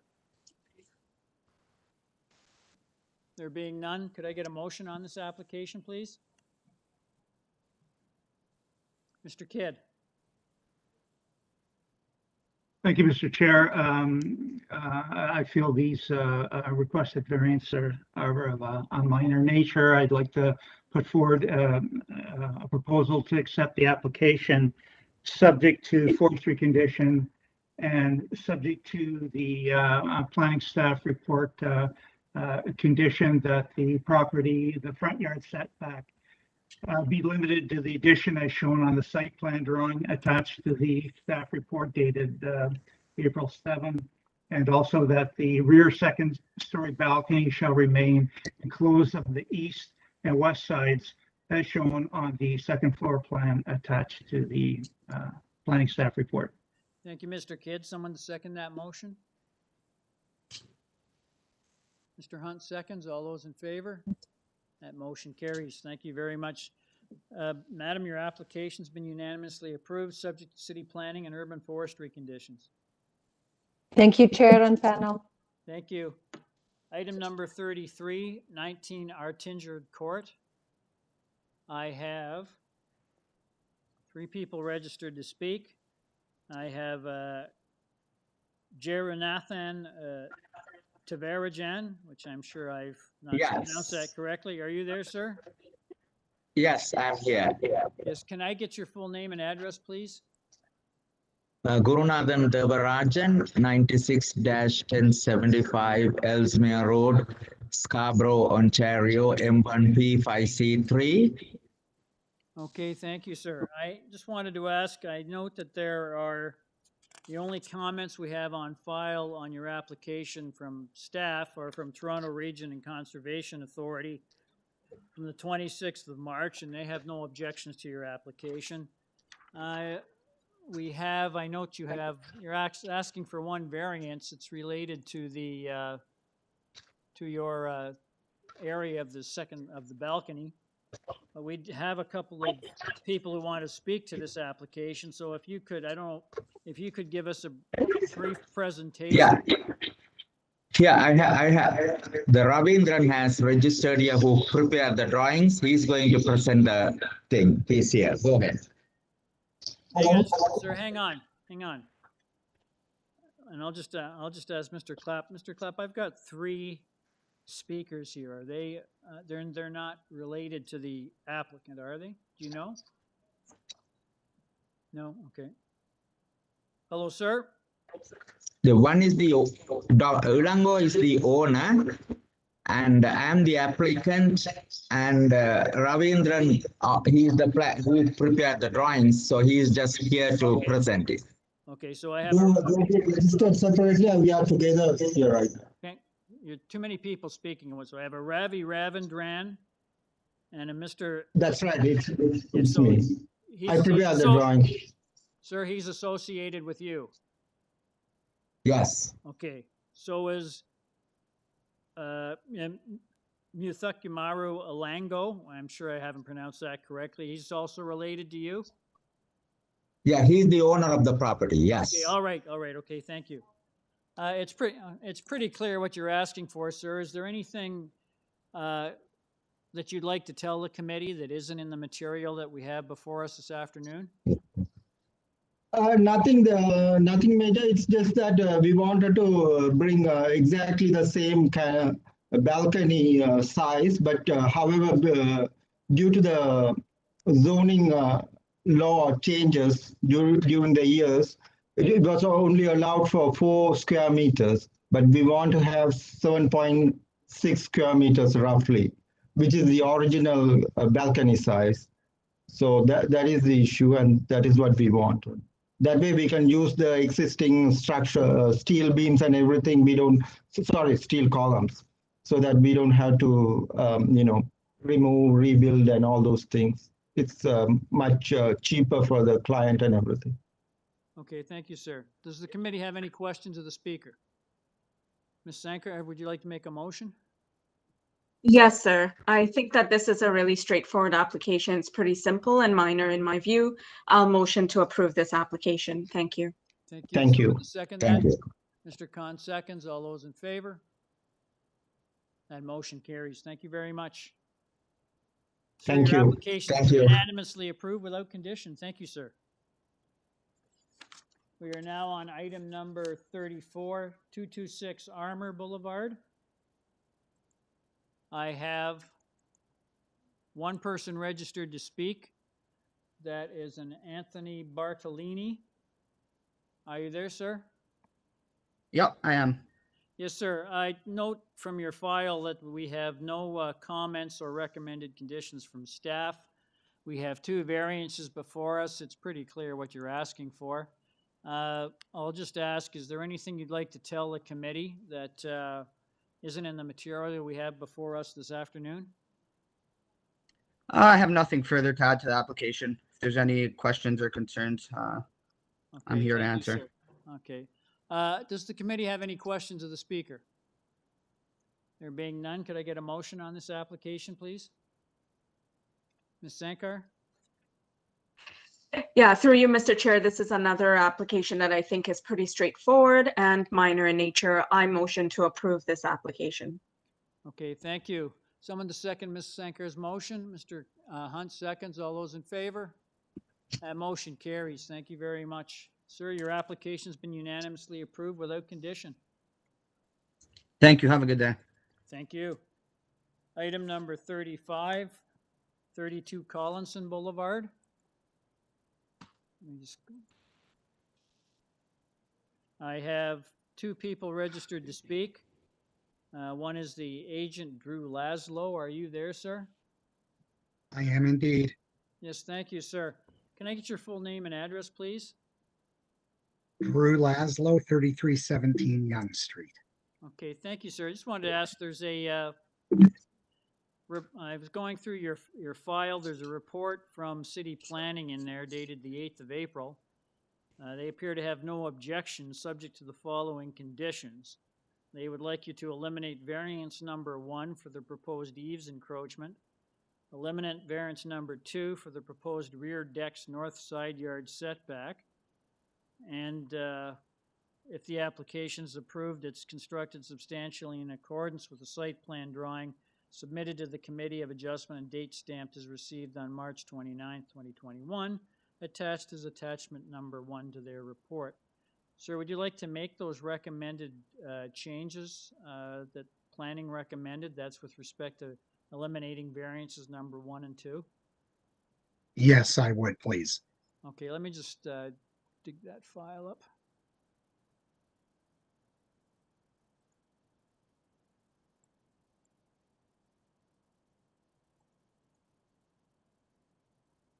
So if I can clarify, then variance number 1, which relates to the eaves roof encroachment, you're deleting that.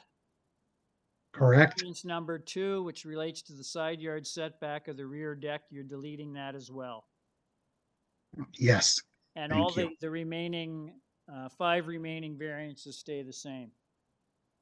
Correct. Okay, thank you. We have one other person registered to speak, sir, so if you could give us a brief presentation on what you see as the merits of your revised application. Sure. If I could have staff put up from my presentation material, the first page, page 1. Perfect. Okay, and that is, I just highlighted, this is in reference to variance number 3. You can see the, it has to do with the front yard setback variance, and you can see that heavy sort of blackened out portion on the graphic site plan that's before you now. That is all that, like that variance is only required for that small portion. Now, if staff could please go to the next page 2 of the presentation material. And this addresses variance number 4 having to do with the side yard setback variance. You can see that black strip there. That is within 0.6 meters or 0.2 from the side property line. The permitted is 1.2 meters or 4 feet. We are doing a second story addition to the existing dwelling. We are we are in line. We are keeping 4 feet from the side property line, all except for that black strip, and that's just a 1-story portion. And if you want to just go to the next page also. If it's handy, just kind of, no, okay. Yeah, let's just see if it's coming up. Yes, and so you can see that, again, having to do with variance number 4. That's it. So it's just a 1-story portion, and it's just projecting out 2 feet into the allowable side yard. With reference to number 5, that's an existing condition. That's on the opposite side of the house. Since we are doing a 2nd-story addition, we just want to stay in line with the existing south side wall of the house. So that's why that variance is required. Variance number 6 having to do with lot coverage, relatively straightforward, just asking for an extra 2.5%, which is pretty minor in my opinion. And then variance number 7 is just under the old bylaw, has to do with height. We do comply under the new bylaw, but under the old bylaw, we just need, let's call it 8 inches of extra roof height. Thank you. Thank you, sir. Does the committee have any questions of the speaker? There being none, we'll go to the next Next speaker on the list, I have a Kevin McNaughton. Are you there, sir? Kevin McNaughton, are you there? Yes, I am, sir. Yes, can I get your full name and address, please, sir? Kevin McNaughton, 34 Collinson Boulevard. Okay, if you'd like to give us your thoughts on this application. Thank you. We would like to discuss our objection to the proposed second-story addition and the addition of a garage at 32 Collinson, our immediate neighbor. I have a closing thought and closing statement, and I've timed it to be under 5 minutes. We have lived in our home for over 17 years. We bought our home without an attached garage, like many other bungalows on the street, 5 in a row. The enclave of bungalows without a pre-existing garage could be argued that the proposal is uncharacteristic of this section of Collinson Boulevard. Houses on our street that have built a second story all have an attached garage and/or written consent from the adjoining neighbor. 32 Collinson does not have an attached or pre-existing garage. It's interesting that 23 Collinson built a second story, but respected the driveway separating their home from their neighbor and didn't change the existing footprint of their home. It's also too bad that the 11th hour, the builder submitted new drawings to the proposal of the application on April 19th, which we've just discussed, removing variances 1 and 2, so I will not spend time on those, but I will spend time on the others. Number 3, going in order of the variances. Number 3, the front yard setback is 6.01 or 19.5 feet, and the proposed is 18 feet. Number 4, adding a garage. The minimum setback is 1.2 meters or approximately 4 feet. The proposed side yard setback is 0.6 meters, approximately 2 feet, increasing to 3 feet towards the rear of the property. The side yard setback is half the minimum bylaw allowance.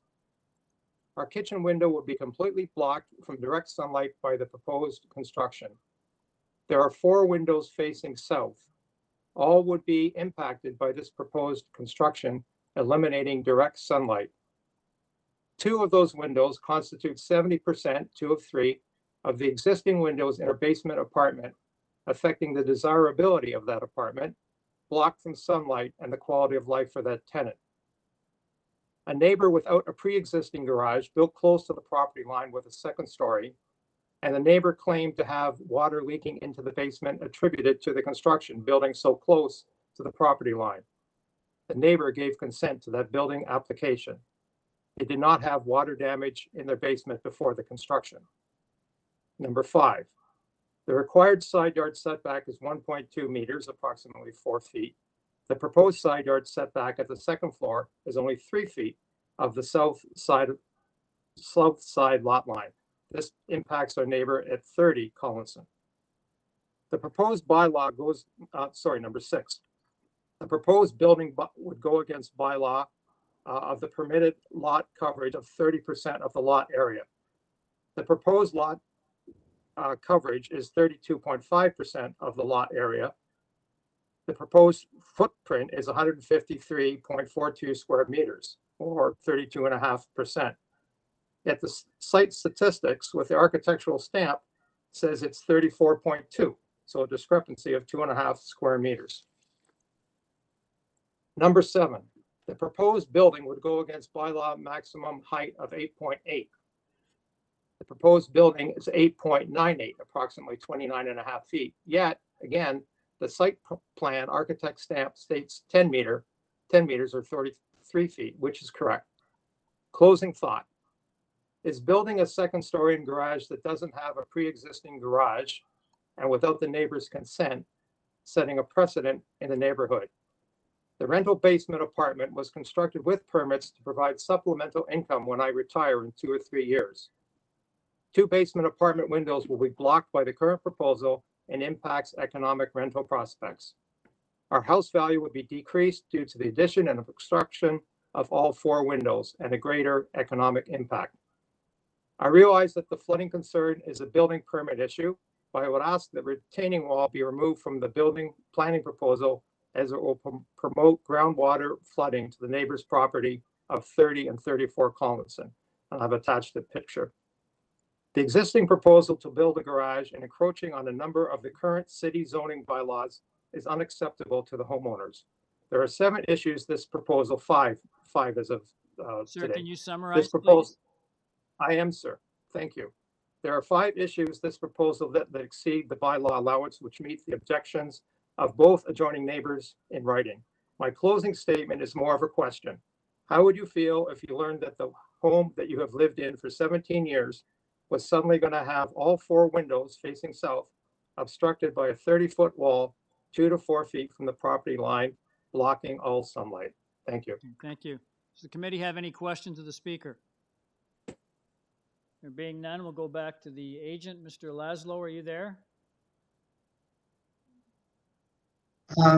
Yes, Okay, Mr. just with reference to the, Yes, I'm yes. sorry. Yes, Mr. Laszlo, you heard the comments from Mr. McNaughton, if you'd like to reply. Sure. With regards to the coverage, we did a zoning review. The zoning examiner came back with the 32.5%. So that's the variance being sought today, which is less than a 10% increase from what's permitted. We are permitted a garage on the property. We would like an extra bit of width for that garage, and that's why we're asking for that north side yard setback, that extra 2 feet.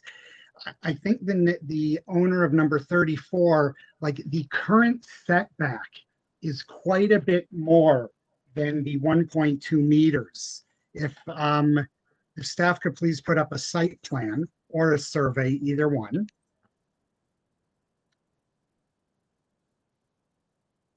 Okay, you can see how far away, if you look at the north side of the property, that I guess that's the top of the house.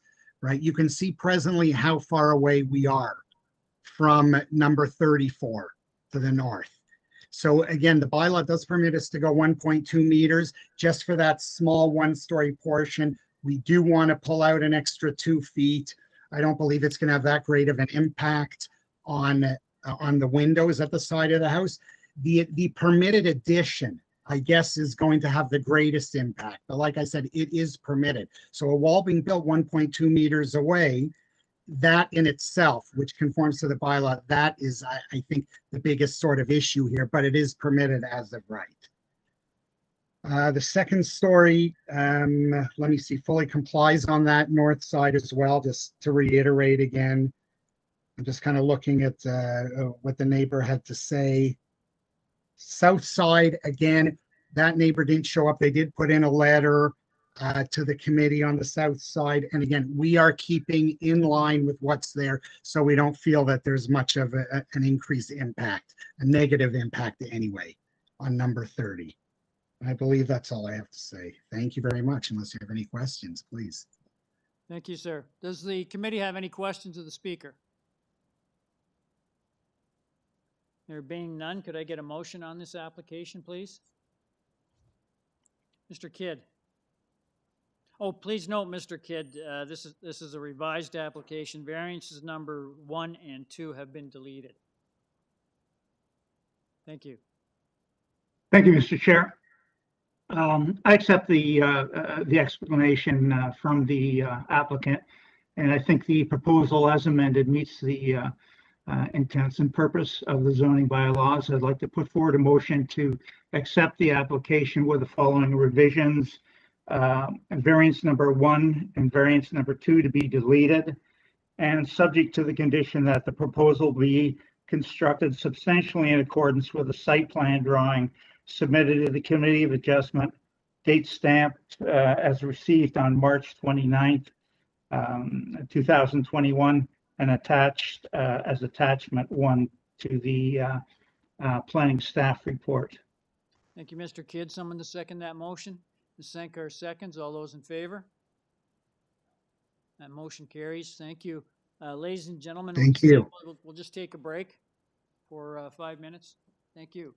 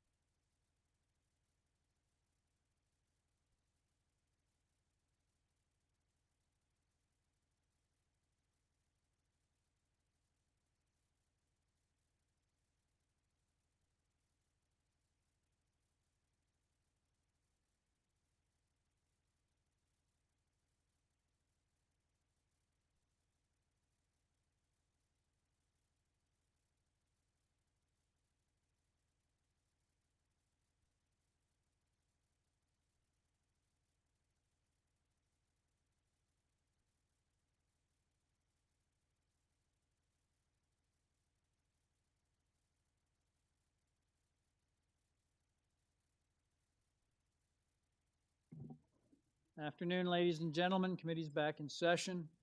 We are now on item number 36, 47 Montclair Avenue. I have the agent, Leo Mastandria. Are you there, sir? Yes, I am. Yes, hello, sir. I just wanted to ask, I noted that the only staff comments we have on your file are from Urban Forestry. We have, looks like one other person registered to speak, sir. So if you'd like to give us a brief presentation on what you see as the merits of your proposal. Yes. So we met with or we spoke to planning staff, and they had some concerns with our heights from our original application. So we reduced our heights by 0.77 of a meter from variance number 4 and variance number 9. So what you see today is what's the actual number that we reduced it to. And in addition, they wanted us to increase one of the side yard setbacks to 1.5, which we've also done. So we've addressed all the planning concerns, and they have no further comments for this application. We, speaking to the variances, starting with number 1, has to do with the rear deck. I believe it's minor in nature, it's 0.15. We're talking about 6 inches. Number 2 has to do with the exterior stairs. Again, I think it's minor in nature considering the width of the lot. Number 3 is the front yard setback, which we're in line with the adjacent property to the east. And again, it's also minor in nature. The height variance number 4, we did reduce it from 8.69 to 7.92. It's consistent with what's been approved here at the committee. I've submitted a presentation package which shows that. And variance number 5 has to, again, to do with the platform. It's minor in nature. Variance number 6 has to do with the chimney breast. Again, it's minor in nature. The 7 and 8 have to do with the side yard setbacks, which in my opinion is consistent with what's been approved at the committee, as well as the built form. And number 9, the heights, we reduced it from 9.59 to 8.83, which again is consistent with the decisions that were here approved at the committee. We did canvass the neighbors, and no one seemed to have any concerns except for our friend here at number 62, Montclair, which is quite away from us. So if you have any questions, feel free to ask. Okay, thank you, sir. Does the committee have any questions of the speaker? There being none, I'll move to the next person on the list. I have Borbala Homane, Homonay. Are you there? Yes, present. Good afternoon. Thank you very much to express our opinions. Yes, madam, before you start, can I get your full name and address, please? Oh, sorry. Borbala Homone, 46 Montclair. I am across the street and sort of also represent the right neighbor, which is Mr. Brian McLaughlin, who is very concerned about the construction and their privacy and the family situations with the elderly parent and so on. But these are not technical issues. Our concern is basically the height of the building, as the building reviewer also noted it. The change it for 7.2 to 794 and then 8 to 883. It's still higher than the street view. This is the Crescent Street with 2-story buildings and bungalows.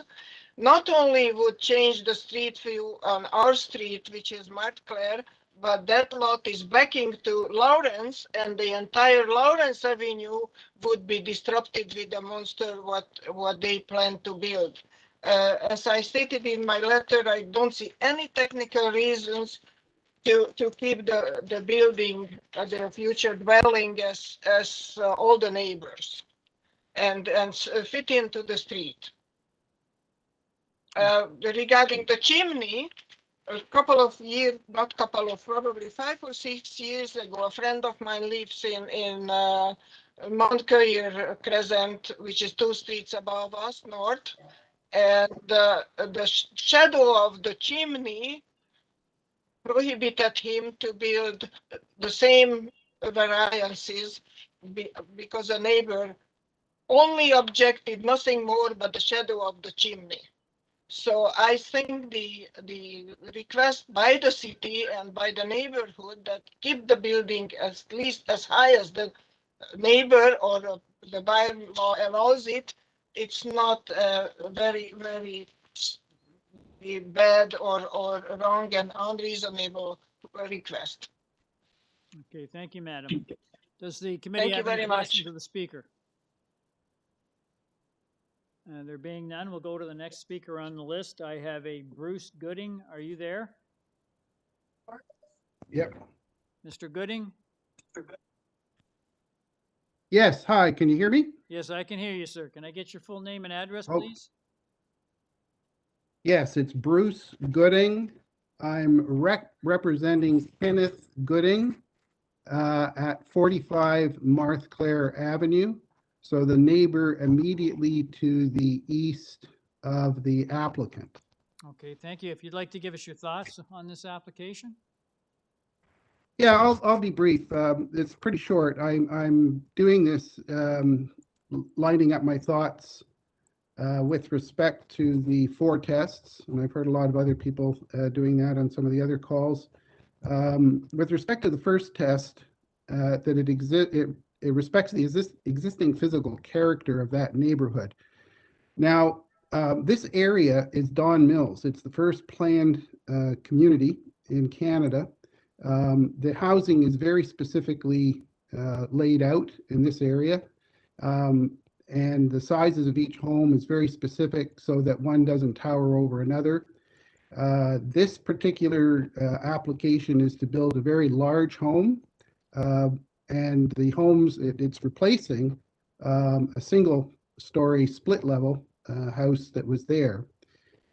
So our objection is that the proposed dwelling is not within the physical parameters of other residential development that conforms to and has created the character of this neighborhood. Test number 2 is that the massing of the new development is appropriately scaled to other existing development. Our objection is that the proposed dwelling exceeds a size that is consistent with other homes on Montclair Avenue. It is therefore inappropriately scaled to existing development in the neighborhood. Test number 3, it must be minor, and we assert that the negative impacts of the proposed dwelling are significant. The proposed structure is too tall and too wide. That's from the sides to the property line. In addition, due to its increased height and crowded proximity to the property line, the proposed side, the east elevation, facing our property at 45 Montclair Avenue, would present a towering wall, blocking light and creating a feeling of claustrophobia. This is essentially a 3-story building when you look at the drawings. I know it says 2, but it's really 3. And it's being replaced with something that was a single-story building further back. So we had a lot more space, a lot more light coming in. Test number 4, the variance must be desirable for the appropriate development of the property. We assert that the proposal represents significant massification, but not intensification of the housing stock. Intensification occurs when an existing building site or area within the existing urban area is developed or redeveloped at a density higher than currently exists. It appears that no greater density would be achieved in this new home, only disproportionate size and scale. This proposal is neither consistent with the prevailing character of the neighborhood, nor does it in any way reinforce the stability of the community, which has been stable and in existence since the early 1960s. And so finally, in conclusion, we submit that the applicant has not proved a hardship which would require the applicant to contravene zoning requirements. We see nothing here that couldn't be adjusted further to comply with the existing zoning bylaws. by simultaneously preserving and protecting the character and scale of the neighborhood. And I'll I want to stress the point that, especially with respect to the height variance, I think as the applicant mentioned, he's now within 0.8 of a meter on height. But the house that was beside us, the one that's going to be demolished, was never that high. We're not even sure our house, which is a tall house, meets the maximum of the zoning. So in essence, it's a very large, massive building, which is coming in, which is incongruous with the rest of the neighborhood. It is the first such building that will appear on Montclair Avenue, and I believe it's also the first such building that will appear on any of the surrounding streets. So it would set a precedent. Okay, thank you, That's sir. all. I just wanted to ask, sir, if you were aware that if this was a standard peaked roof building that the applicant was proposing, he could have a building height as of right of 10.5 meters. The only reason there's a variance here is because it's a flat roof, modern style design. But if it was a standard peak roof building, he could go as high as 10.5 meters as of right. I don't know if you were aware of that. Well, I didn't see that on the proposal, so I didn't have that exact It's not a measurement. No. variance. If it was a peaked roof building, he could go as high as 10.5 meters as of right. Okay, anyway, does the committee have any questions of the speaker? Being none, we'll go back to the agent. Mr. Mastandri, are you there? Yes. Yes, sir. You've heard the comments from the previous speakers. If you'd like to respond. Well, I believe based on the records research request that we did and the submission of the package that we submitted to the committee, I feel that all our variances are consistent with what's been approved and the built form. And the fact that we dealt with the community planning to reduce the numbers, I feel that this application is appropriate and it does meet the 4 tests of the Planning Act.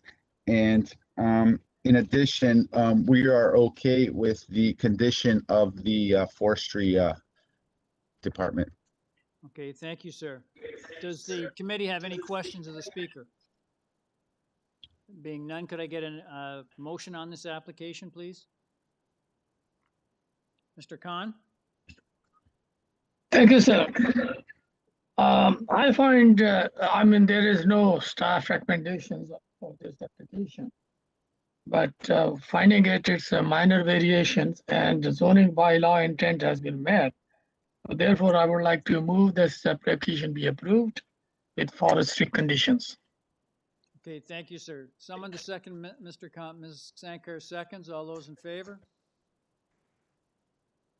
That motion carries unanimously. Sir, your application's been unanimously approved, subject to urban forestry conditions. Thank you. Have a great day. Thank you. Item number 37. I have 67 Montresor Drive. The applicant is Marin Zabzuni. Are you there?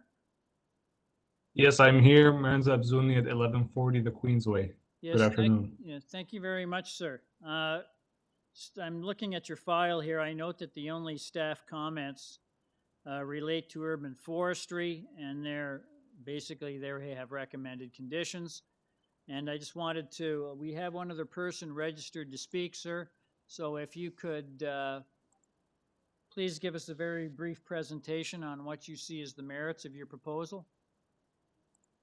Yes, so we're proposing a 2-story new dwelling. It's a large lot and it opens up towards the back. And we're only going for 3 variances. First one being exterior main wall heights, as we have a parapet wall.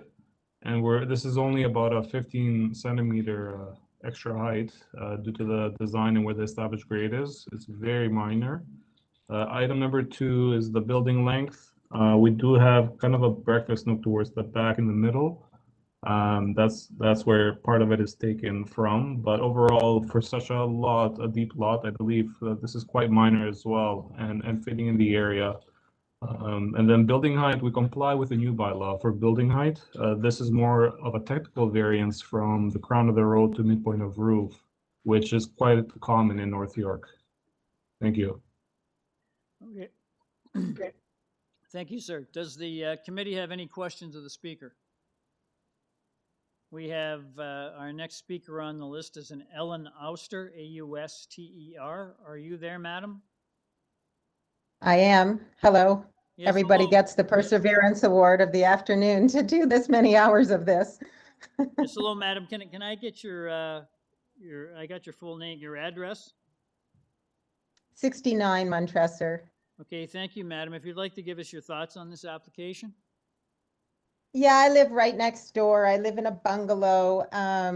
I also care for my parents who are 94 and 98 years old. And right on the side of my house is my deck, which has sunlight and greenery. And this house will actually, with that height variance, will be a massive wall that my 94 and 98-year-old parents are looking at. They're unable to go into the backyard because that requires stairs, and my house is a bungalow on a bungalow walkout. So they don't really have an option to go to another place to get any fresh air and sunlight. In addition, there's legacy trees, which I hope you're protecting in my yard and in the next yard. And my concern is that the light obstruction from the size of this house is going to damage those legacy trees. And actually, this is a much higher house he's proposing than many on this side of the street. I have lived here for over 32 years and would like to, I understand he wants to build a nice kitchen nook for whoever buys his house, but he's going to completely eliminate any sunlight and light happening in my kitchen, in my dining room, in my living room. So I'm asking mostly for my parents and my poor dad at 98 who's so upset about this. Can we take that? It's already a massively huge house. Can we just keep in accordance at least with the bylaws that we have and not extend them, particularly on the height, but as well as the depth for the trees? Thank you so much for listening. Okay, thank you, madam. Does the committee have any questions of the speaker? If I could go back to the agent, Mr. Zabzuni, are you there? The neighboring concerns. So, yes, so thank you for the neighboring concerns. As I was saying, on the new bylaw, we do comply with building height. As you know, in North York, it's quite difficult to comply with the old bylaw because of the crown of the road. You can't control where that is.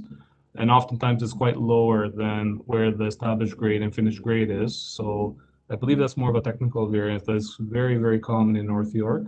If you look at the site plan, the rear of the proposed property is essentially in line with both neighbors, and all neighbors have quite a large backyard. Our lot, both neighboring lots, so there's a lot of green space, thankfully, in this lot. And I believe what we're asking for is very minor and certainly meets the 4 tests. And I don't think it will provide negative impact to the neighbors on either side. Thank you. Okay, thank you, sir. Does the committee have any questions of the speaker? There being none, could I get a motion on this application, please? Pardon me.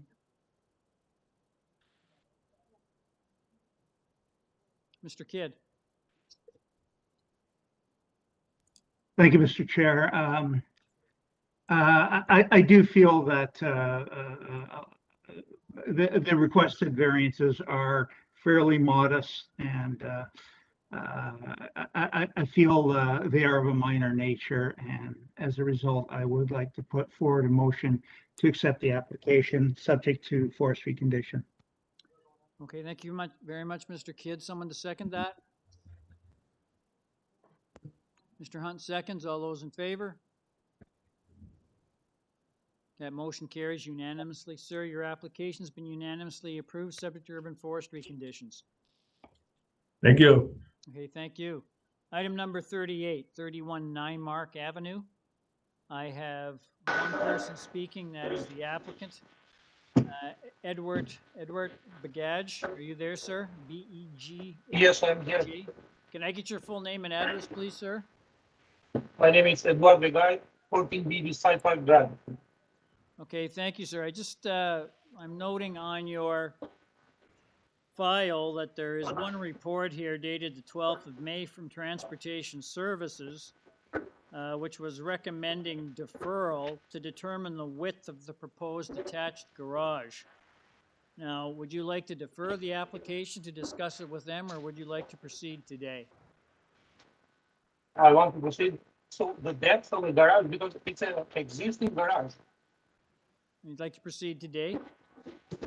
Yeah. Okay, thank you. What you're asking for in your, you have 3 variances before us. It's pretty clear what you're asking for. Basically, the width, if I could add, it's basically the width of the proposed attached garage is basically the width of the existing carport. Is that correct? Because you're enclosing the carport. Yeah, it's, so it was an existing carport, and they just, it was a side wall, existing side wall. So they just made like a structural wall. So nothing changed. The columns are there. And they just added the 2x4s. They added more 2x4s, and they just did the plaster on the outside. And you've so they didn't change anything. The roof is there, existing, everything. I would take it that you've had no difficulty parking a vehicle in the existing carport? I don't know what the reason, so that the owner has that, but so he wanted the garage closed one. Okay, thank you, sir. Is there anything you'd like to, anything else you'd like to add to the committee that hasn't contained in the material we have before us this afternoon? No. Okay, thank you. Could I get a motion on this application, please? I'm sorry, does the committee have any questions of the speaker? If I could get a motion on the application, I'm sorry, Ms. Sankar. That's okay, Mr. Chair. You know, I'm looking at this application, and despite the transportation report, you know, I tend to accept the explanations of the existence of that driveway, and you know, I don't think that this is a major application whatsoever. I think it is minor, so I'll motion to approve it as is. Thank you, Ms. Sankar. Someone to second that motion? Mr. Kidd seconds. All those in favor? Mr. Kidd, are you in favor? I'm sorry, Mr. Hunt, are you in favor? Oh, he's opposed. Okay. Mr. Hunt dissenting. The application is approved without condition. Thank you, sir. Thank you so much, Mr. Chair, everybody. Thank you so much. Thank you. Item number 39, 175 Donnelly Avenue. I have one person registered to speak. That is a Gabe Ferrone. I hope I pronounced that correctly. Are you? I'm here. Yeah, I'm here. Can I get your full name Good and address, afternoon. please? Gabe Faraone, 2572 Eglinton Avenue West. Okay, thank you, sir. Just, I was looking at your file. I note that there's a comment from City Planning dated the 8th of April. They have no objections to your application, provided that the proposal is developed substantially in accordance with the site plan drawing submitted to the Committee of Adjustment attached as attachment 1 to their report. And I'm just looking at your application, and it's pretty clear what you're asking for. I'm just going to ask, is there anything that is there anything you'd like to tell the committee that isn't contained in the material we have before us this afternoon? No, I have nothing to add. Okay, yeah, you have 3 variances before us. I think it's clear what the committee understands what you're looking for. Does the committee have any questions of the speaker? There being none, could I get a motion on this application, please? Mr. Hunt?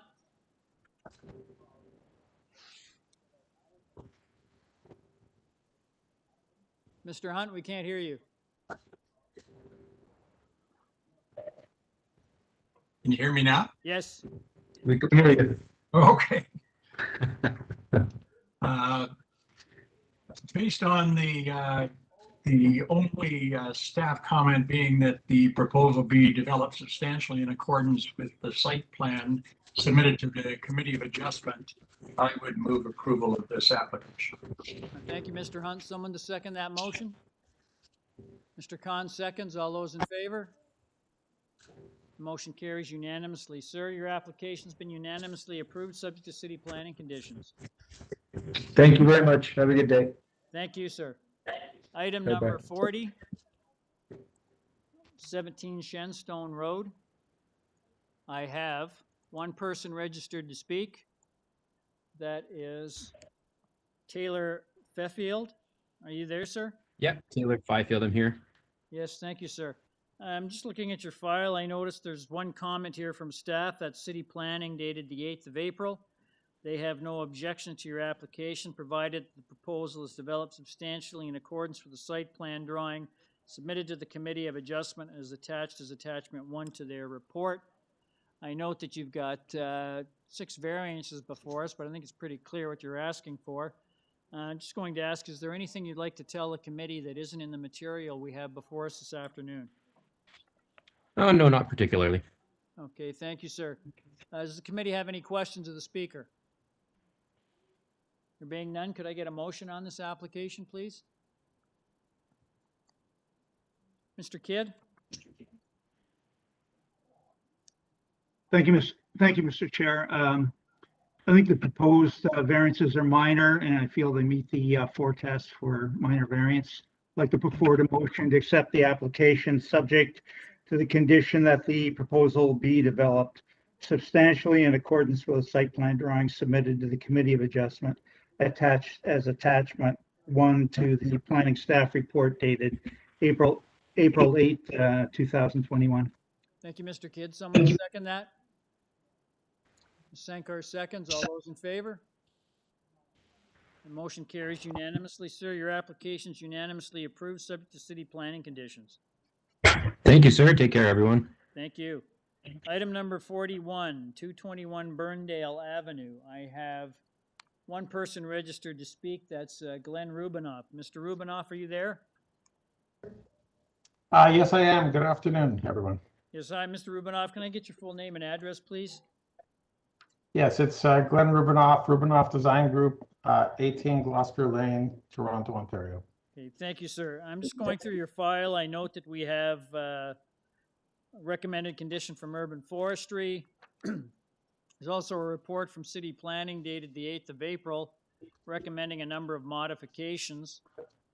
They want variance number 1 revised for the proposed platform encroachment from 3.29 meters to 2.9, and revised variance number 2 for the proposed front yard landscaping from 44.2% to 47.09%. If the revisions aren't made, we're to refuse those variances.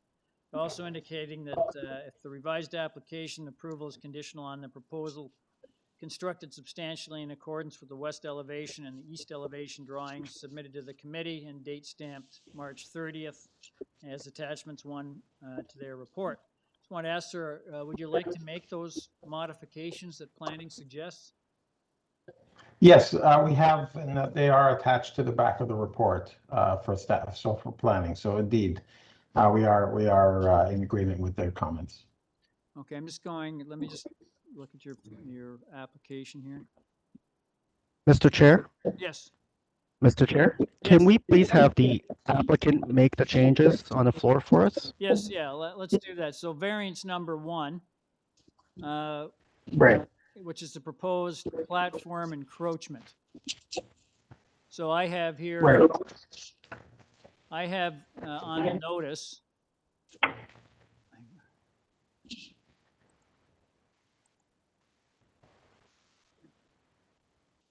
From 3.29 meters to 2.9 meters. okay, just a moment, sir. My Yeah. apologies, I got some problems here. Okay, variance number 1, the proposed platform encroaches 3.29 meters into the required front yard setback, and you are proposing to change that from 3.29 to 2.90? That's correct. Okay. And as a result, Variance number 1, variance variance two. number 2, the proposed Yeah. front yard landscaping is 44.2% of the front yard, and you're proposing to change that to 47.09%. That's correct. Okay, thank you, sir.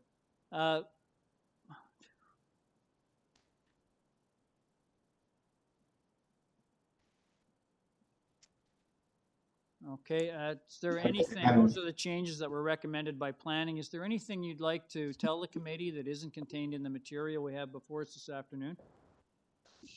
Nope. We agree with the staff condition regarding the tying it to the side elevations. Okay, thank you, Mr. Rubinoff. It's pretty clear what you're asking for. You've made the changes that were recommended by planning. I'll just ask the committee if it has any questions. There being none, could I get a motion on this revised application, please? Mr. Hunt? Thank you, Mr. Chair. Based on the presentation from the applicant and his agreement to make the changes, I will move approval of this application with the modifications identified in the April 8th planning staff report, whereby there's a modification to variance 1 where the platform encroachment reduces from 3.29 meters to 2.90 meters. A modification of variance number 2, the front landscaping is increased from 44.20% to 47.09%. And the additional condition that this is developed substantially in accordance with the west and east elevations dated March 30th, 21, and also the conditions of urban forestry dated April 8th. Okay, thank you, Mr. Hunt. Someone to second that motion? Ms. Sankar seconds. All those in favor? The motion carries unanimously. Mr. Rubinoff, your application has been unanimously approved, subject to city planning and urban forestry conditions. Thank you. Thank you very much. Have a good Thank you. afternoon. Item number 42. I have 28 Dukenfield Crescent. I have one person registered to speak, actually 2, but they're both, they're the owner applicant. I have the applicant, a Venoth Jaganmohan. Are you there? Yes, I'm here. Yes, sir. Can I get your full name and address, please? It's Binoth Jaganmohan, 28 Romac Drive, M1C5H1, Toronto. Okay, thank you, sir. I'm looking at your file. I noticed that there's only one comment from staff, and that's from Transportation Services in their report of the 6th of April. They had no objections to your application, provided the applicant labels a parking pad within the driveway on the site plan drawing that meets the required legal dimensions of bylaw 569-2013. Sir, have you had the opportunity to read that material?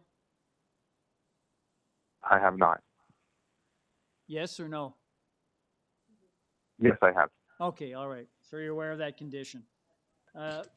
Pretty Yes, I am aware. straightforward what you're asking for, sir. You have one variance here before us, just related to the parking space. Is there anything you'd like to tell the committee that isn't in the material we have before us this afternoon?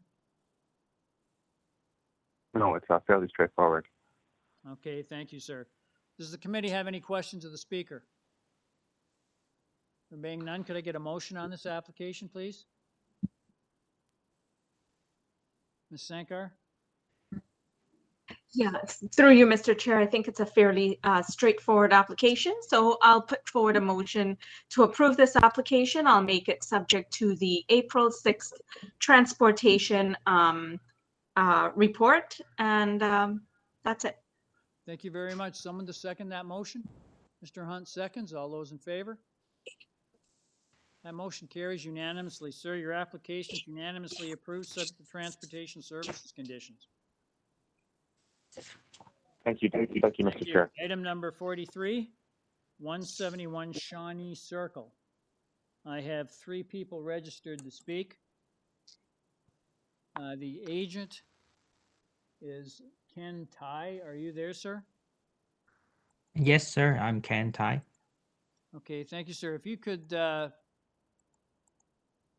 note that there are no staff comments or recommended conditions from staff attached to your file.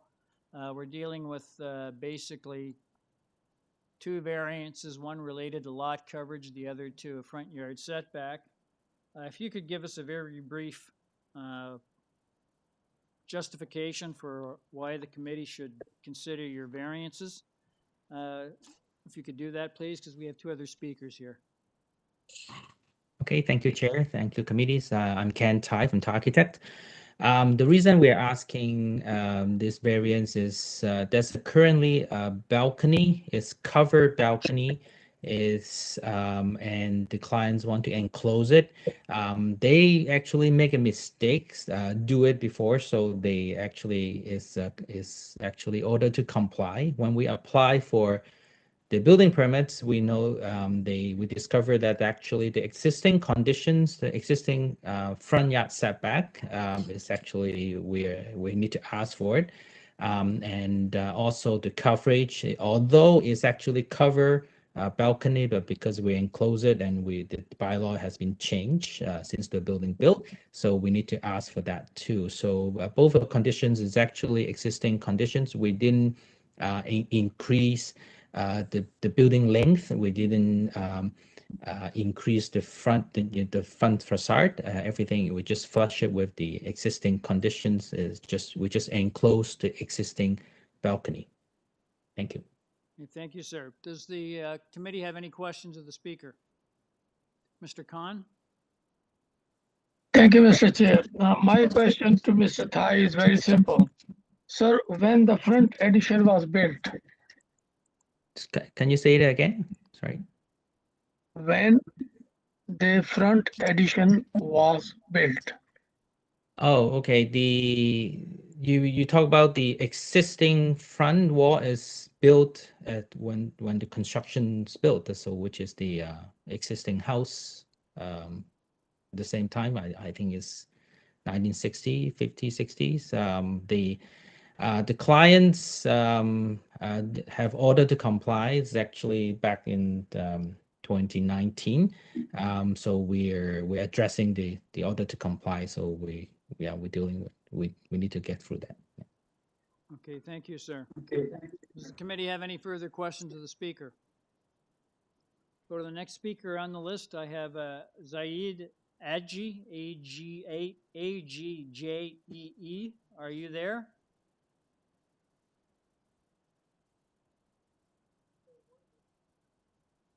Zayed Agji, are you there?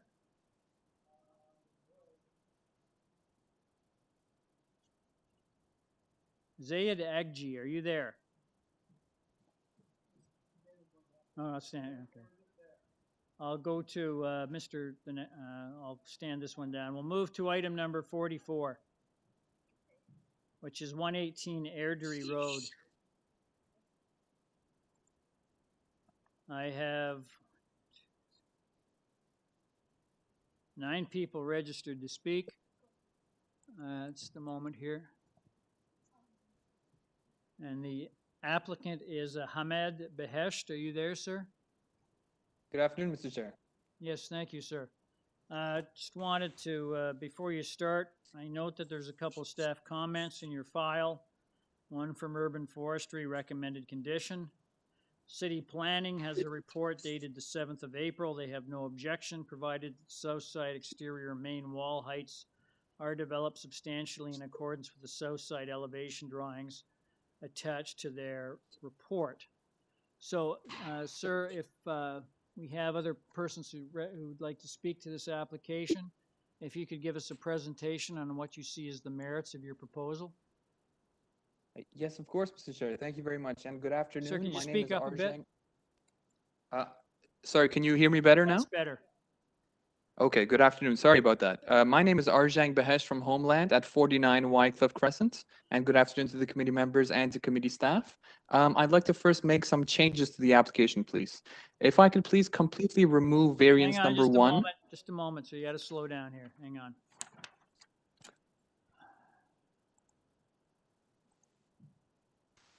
Okay, what changes are you proposing to make? So if I could please remove variance number 1. 1 is deleted. Yes, please. And If I could please. That's the one related to the side yard setback for the rear yard platform. Yes, the rear deck's side yard setback. I'm removing that totally. And if I could please change variance number 9 from a proposed 1.48 meters to a now proposed 0.91 meters. Hang on And that's just a regarding second. the front. Hang on just a second. Variance number 9, Sure. this is the chimney breast. Yes. Okay, this is a chimney breast on a building may encroach into a required building setback a maximum of 0.6 meters if it is no closer to a lot line than 0.3 meters. So what are you proposing to change? Yeah. And then on the next page it'll continue. Okay. Okay, the proposed chimney encroaches 1.48 meters into the required front building setback. What would you like to change that to? Yes. To 0.91 meters, please. 0.9. So from 1. Okay. Yes. What's And then finally, yeah, I would like to remove variance number 11 totally, please. 11 is deleted, and that's the one that Yes, relates to the rear deck projection. That's right. Yes. Okay, so 1 is deleted, 9 is modified, and 11 is deleted. Yes, Mr. Chair. Thank you. Okay, thank you. If you could give us a brief presentation on what you see as the merits of your revised application. For sure, Mr. Chair. If I could please ask committee staff to kindly display slide number 1 of the presentation package that was submitted to committee. Thank you very much. So first, I'd like to point to that very same chimney breast, which we now reduced, which after the reduction projects past the bylaw by just 1 feet into the required front yard, and it's marked in red, although it's a little small, but you can see it close to the front of the building, marked in red, the encroachment of it, which encroaches 1 foot into the yard. And next, if you could please look at the geodetic elevations at street level, which are marked in pink, you'll see that the street has a slope downwards towards the north. So it would have been advantageous to our building height to place the driveway and garage at the right side or lower end of the home. But because we wanted to save the large, beautiful, mature tree at the front of the home, we had to place the driveway and garage at the higher side, which slightly affected our height. Although, if I could please see slide number 2, the height increase over the bylaw is still minimal, in part due to the shallow roof line, which has restricted the height increase to only the area you see at the blue at the very top of the building. So the main reason for the height increase is the slope of the street, because if you take a look at the interior heights of the home, you'll see that they're quite modestly sized. For example, the garage is only 8 feet high, the first floor is 9 feet high, and the second floor is just 7 foot 5 inches high. Next, if I could please see slide number 3, we'll see the increase in sidewall height, variances number 4 and 5, which has occurred only at the spaces highlighted in blue, small spots at the front and at one side for the creation of a bedroom window. And finally, if I could please see slide number 4, we can see the roof overhang highlighted in yellow and purple. The yellow portion is what is allowable by law, and the purple portion is the encroached section, which is a very minor, narrow stripe that encroaches 1 foot again into the limit of the bylaw. Thank you, Mr. Chair. Okay, thank you, sir. Committee have any questions of the speaker? There being none, we'll move to the next speaker on the list. I have Jason Purry. Are you there, sir? Yes, we are here. Alexandra and Jason Purry. We're getting feedback from your, can you turn off any, just speak into your phone, turn off any other audio devices you have going that are turned on? Okay, can you hear us correctly now? That's better. Can I get your full name and address, please? Alexandra Lane and Jason Purry of 120 Airdrie Road.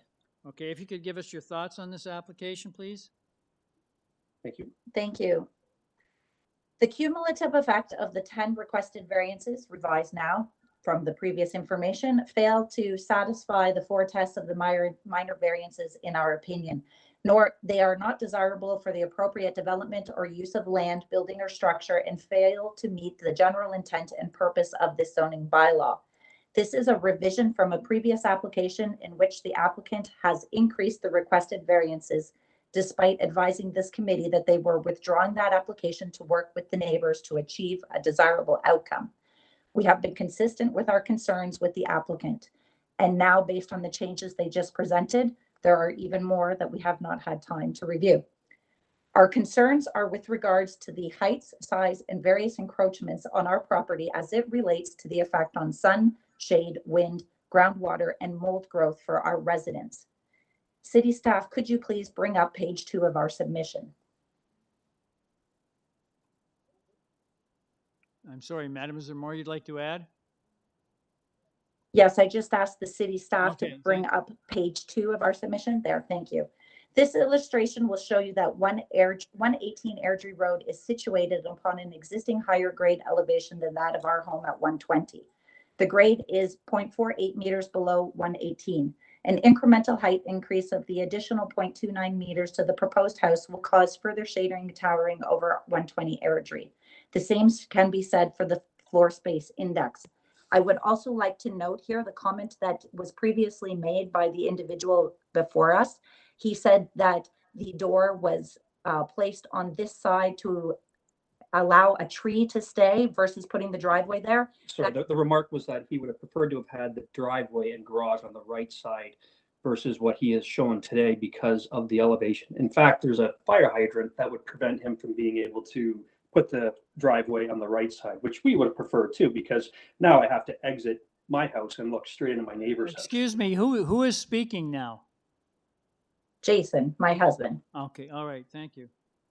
Okay. Yeah, you're welcome. So we just want to note that what he proposed is not possible due to a fire hydrant. 120 Airdrie Road has 2 skylights on the west side of the home, allowing light into our stairwell as we have no windows on that side of the house. The proposed heights and the encroachments would cause shading. The Soldis renderings are provided on page 3 and 4 of our submission. If you would like to move to those, city staff, please and thank you. 120 Airdrie Road has a deck off the northwest side of our home. It will also be adversely affected by this proposed floor space index increase and height. The application fails to show us the placement of the mechanical components of their new home. We have concerns with the exhaust pipes and AC units being placed along our driveway and their effect on the quality of our living. The application fails to meet Chapter 4, Section 4.5 in keeping with the physical character of the existing neighborhood. There is now an addition of a pool and the removal of a bountiful, vibrant tree that brings many of us neighbors shade and privacy from one another in the application. The rationale for this application fails to appreciate persuasive reasons beyond builder profit to justify the requested variances of overbuilding. 120 Airdrie home was constructed in 1998 with no variance requests. It demonstrates the request to overbuild by increasing floor space height and reduce side yard setbacks are not required to build a spacious 4-bathroom home that fits within the character of the neighborhood, which is the intent of these bylaws. The applicant's insistence to have 2 full grades above the garage is the issue.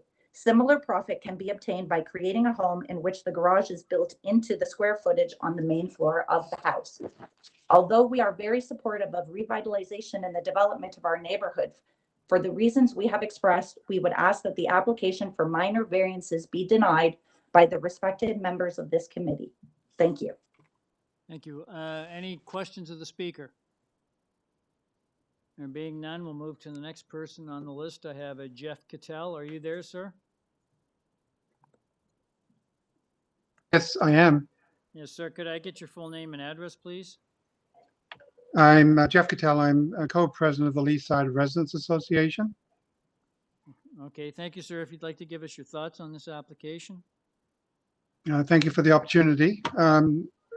Would note that this there was a previous application which was deferred by your committee on November the 19th, 2020, in order to allow the applicant to speak with the residents and the city to discuss the application. At that time, the application had 5 variances including an FSI density of 0.63, which was over the bylaw of 0.6. But now they've come back with an application involving 12 variances, of which they're now making changes to a couple. And for example, the FSI is now 0.67. So this application is going in completely the opposite direction to what your committee intended to happen. It is similar to a couple of other ones that we've had today. It's on a standard leaside lot of about 30 feet wide by 133 deep. No variances are required to, as the neighbor at 120 says, no variances are required to accommodate a house of significant size. The massing of this proposal is way too big for the site. The elevation appears to be 3 stories, 2 floors above a garage. This extra level accounts for the building height and the FSI variances. A lot of this width can accommodate an attached garage. There's no need to place the garage under the living unit.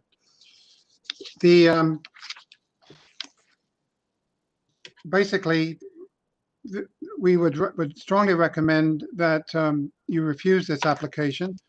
The applicant was asked to come back with another. We've reduced variances that would satisfy the neighbors, and they have not done that. A dwelling with 2 floors above an integral garage is not the norm for Airdrie. This is a part of central, very traditional styles of homes in this area. It will look out of place and will destroy the uniformity of the main floor height and the roof line along the street. Thank you for the opportunity to speak to this unfortunate application. Thank you, sir. Any questions of the speaker? Being none, I'll move to the next person on the list. I have an Alexandra Lane. Are you there?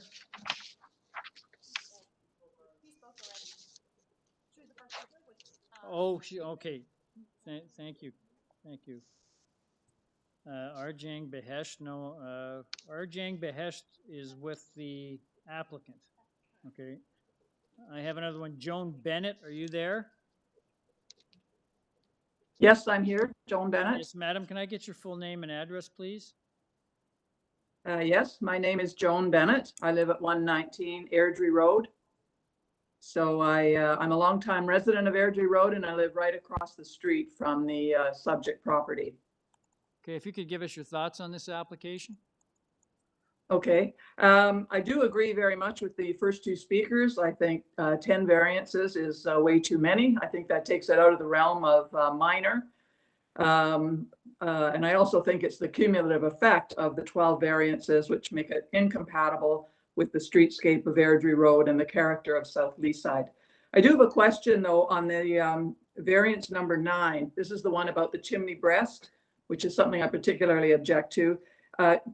Can we please clarify what the encroachment now is? Is it 0.91 meters or 0.091? No, 0.91 meters. 0.91. So it still is almost a meter. It's being reduced from 1.48 meters to 0.91. Okay, so it still encroaches into the front yard yes, setback by almost a full meter. Yes. So by 3 feet? Okay. I still object to that. I believe that is completely inconsistent with the prevailing character of the homes here. We don't have those big projections into the streetscape that run from the top to the bottom of a big house like this. I would also like to comment on some of the letters of support for the variances that have been submitted.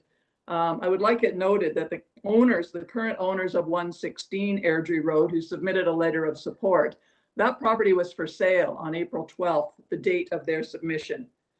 The owner is not a resident of Airdrie Road.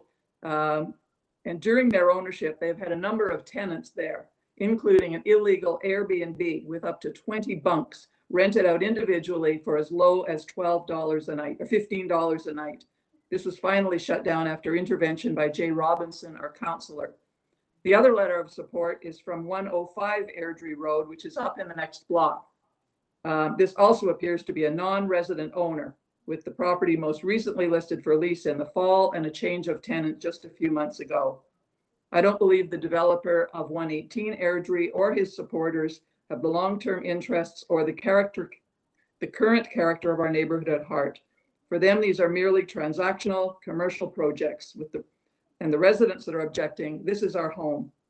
I think the letters of support should be discounted.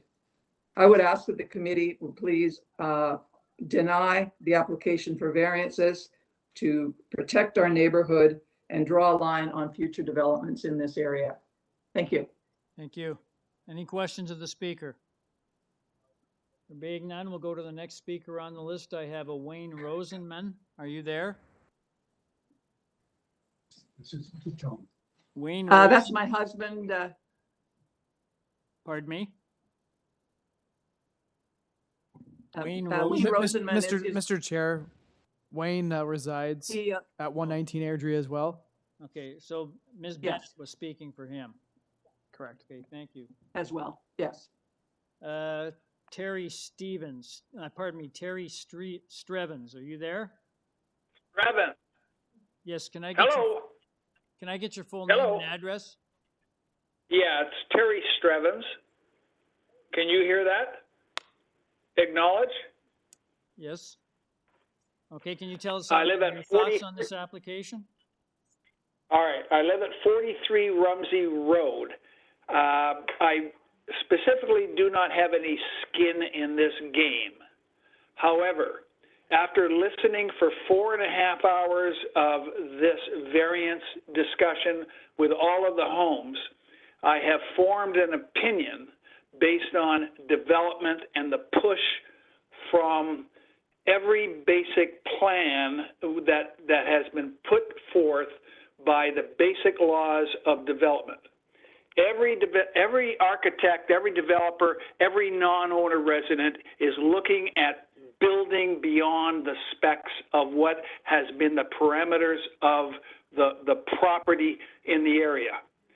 In this particular case, we are pushing the boundary with an elevation inconsistent. It's 3 to 4 feet higher in elevation.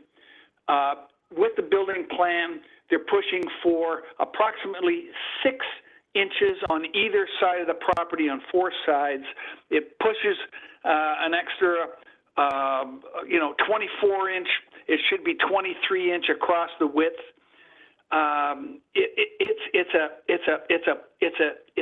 It's a money-making process for these people. This guy's a non-resident owner. There's a height issue that he's brought forth. It's 2.7 feet above the allowed permitted variance. And why does he have 11-foot ceilings in the basement? That's a joke. And it doesn't conform with the traditional parameters of all the housing in Leaside.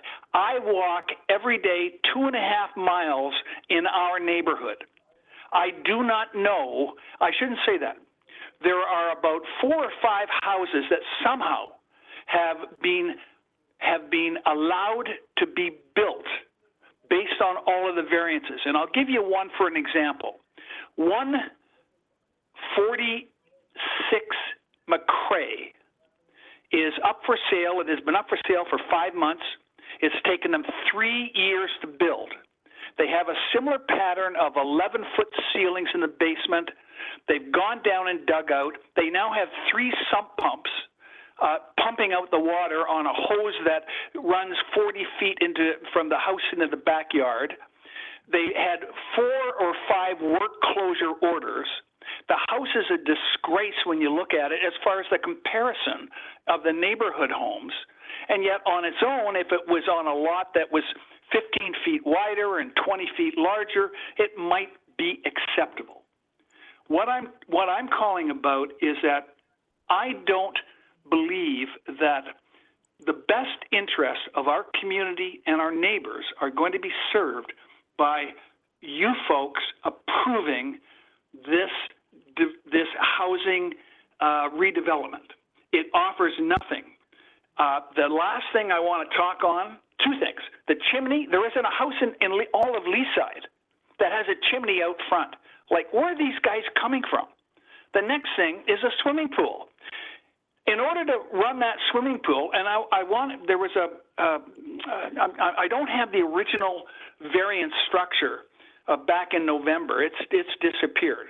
But with only 5 variants, I know it was very few at the time, I don't believe there was a swimming pool in the original application. If there was, my bad. However, with that application, I've looked at it. They're running the perimeter 4 feet on 2 sides of the property.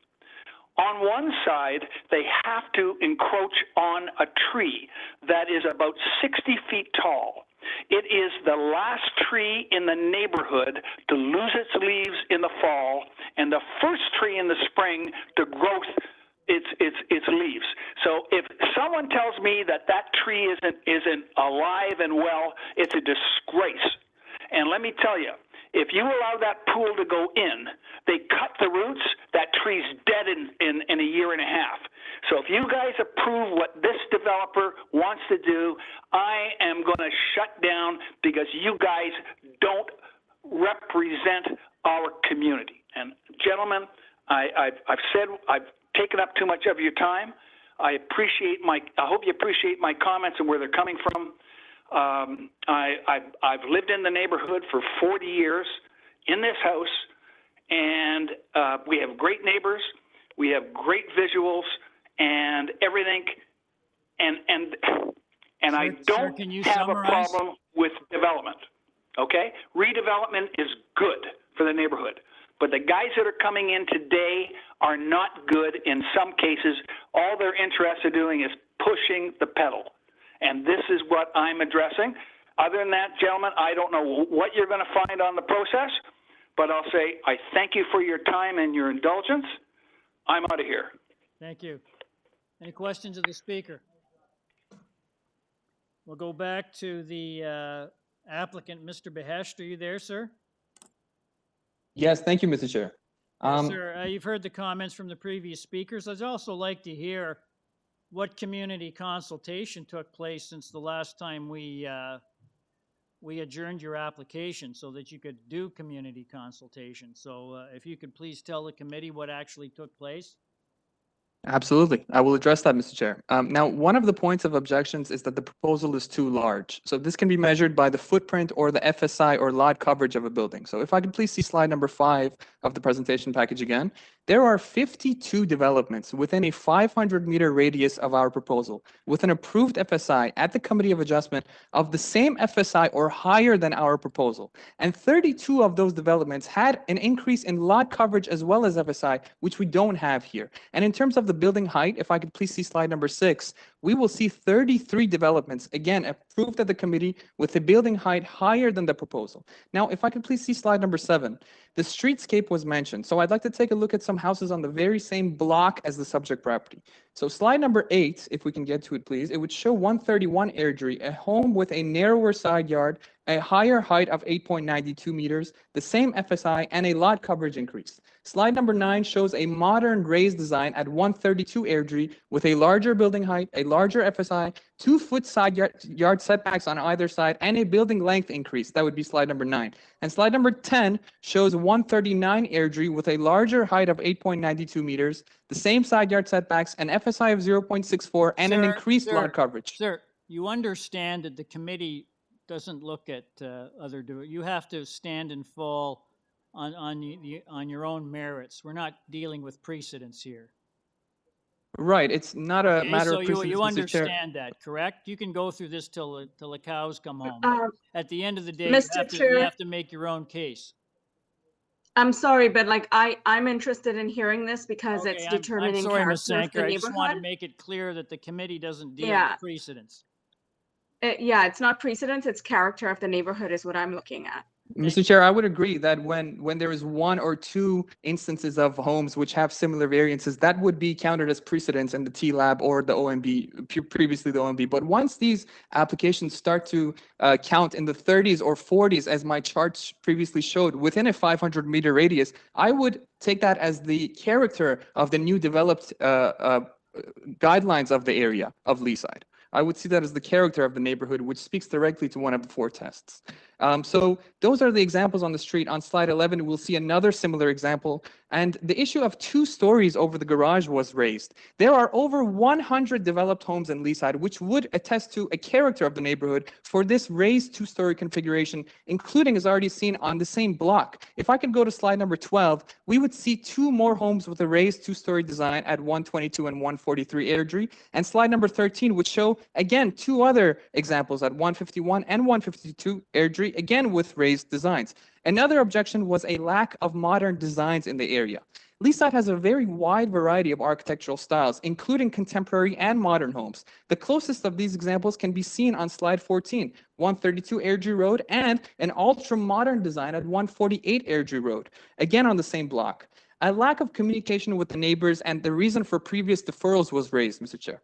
The reason for the previous deferral, as I clearly stated at that time, was the change in designers. The previous application had a totally different design from a different design firm than this application. This application, as a result, was deferred previously and now has been completely changed. The previous application, yes, had 5 variances, but with a zoning waiver, which was incorrect. The application, for example, had an FSI of 0.63, but the lot dimensions, the building dimensions, the building width and the building length was exactly the same as our application.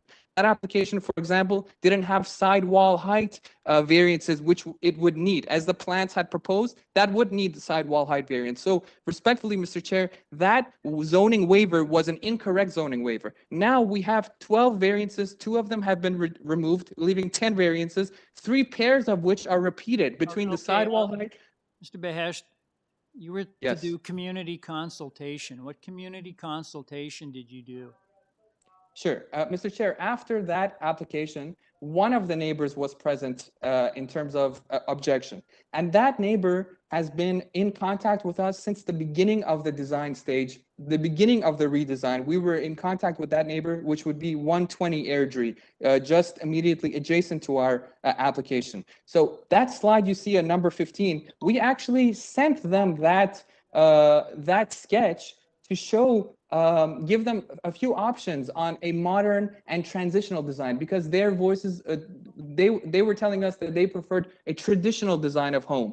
Our client preferred a modern design. So we wanted to merge, kind of blend these 2 instances of modern and classic homes on the street. And we put the neighbors in consultation with us from the very beginning, as shown by that sketch. We actually got their opinion of, okay, would you prefer...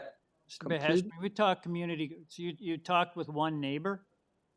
We spoke with one neighbor from the very beginning, and then the neighbors at the in front of our application were also in contact with us. They also asked us the same thing.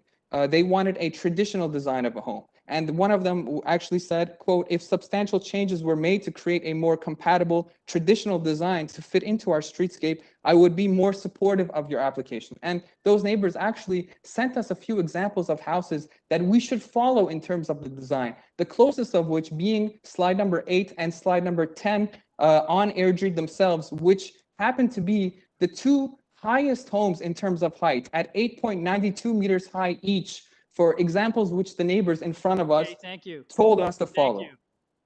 Does the committee have any further questions of the speaker? Ms. Sankar? Yes, through you, Mr. Chair. I feel that we've interrupted his speech several times without allowing him the time to finish it. But I do have an opportunity now to ask about the setbacks. I see here the north side and south side. I'm looking at everything else and including what you've eliminated, and I'm seeing it as something that I would deem as minor, except for the actual setbacks themselves. And I would like you to talk to them. You have a number of north side and south side setbacks that I'd like you to address. Yes, of course, Ms. Sankar. Is that regarding the side yard setbacks, north and south? Yes. Okay. Ms. Sankar, the side yard setbacks requirement for that area is 4 feet on either side, while the requirement for the frontage is actually a minimum of 40 feet.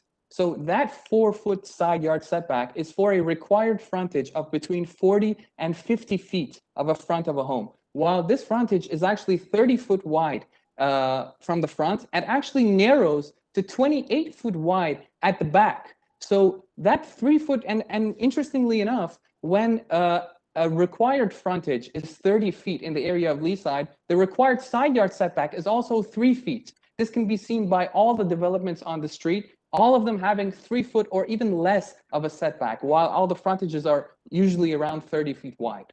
And also, because of that slight irregularity where actually the north side lot line is not parallel with the north side of our building, the side yard setback of 3 feet for that north side is actually 3 feet in the most severe cases. You can see that the building edges back, and it's actually 3 feet at the most severe case, and gets more and more as the side lot line is actually opened up to the front or narrow to the back, whichever way you look at it. So basically, in conclusion, a 3 foot side yard setback for a 30 foot wide home is actually the requirement of the bylaw when it considers the frontage as 30 feet wide, or when it's a 30 foot wide home in the when you look at the built form of the neighborhood, all 30 foot wide lots have 3 foot side yard setbacks or less. Okay, thank you. Does the committee have any further questions of the speaker? Okay, thank you. Please note that we're dealing with a revised application here. If I could get a motion on it, variance number 1 has been deleted.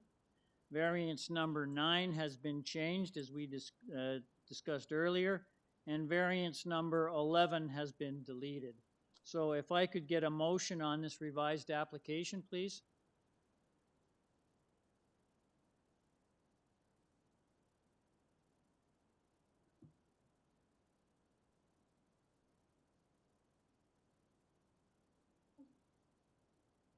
Mr. Kidd? Thank you, Mr. Chair. Such a contentious application, and so much of it seemed to be so many of the negative comments about this development seem to be directed towards development within the neighborhood and not being pleased with the fact that Leaside is an area that is being redeveloped substantially. However, after listening to the applicant and reading the comments in the planning staff report, I feel that the proposal as amended is appropriate for the neighborhood. I'd like to put forward a motion to accept the proposal as amended with the following revisions. Variance number 1 to be deleted, variance number 11 to be deleted, variance number 9 to be revised to read the proposed chimney encroachment. It'd be changed from 1.48 meters to 0.91 meters into the required front building setback, and subject to the condition that the south side exterior main wall heights be developed substantially in accordance with the south side elevation drawings attached to the planning staff report, and subject to forestry condition. Thank you, Mr. Kidd. Someone to second that motion? Mr. Khan seconds. All those in favor? Opposed? Mr. Hunt dissenting. Sir, your application has been approved subject to urban forestry and city planning conditions. Thank you, Mr. Chair. Thank you, committee members. Thank you. We'll go back to item number 43. We're trying to get a hold of Zayed Agji. Did we have any luck, Mr. Clapp? Yeah, Mr. Chair, I reached out to Mr. Agji. He simply just wanted to view the proceedings. He does not wish to make a deputation with respect to this application. We'll go back to item number 43. We had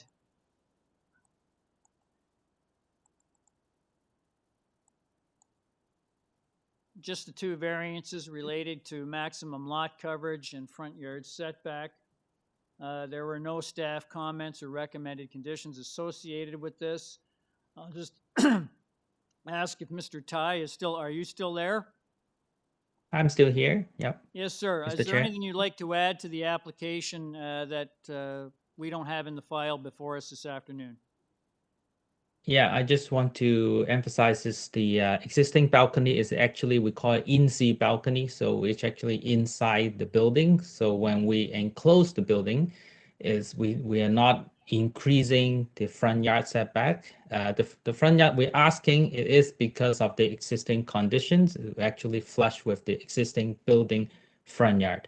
And the roof is actually there. I don't know why the definition before and after is different. So, but then once we close it, the zoning examiner said that we're increasing the coverage. But technically, the roof is no change. The wall, there's no change. We're just enclosed the in-sea balcony. That's all.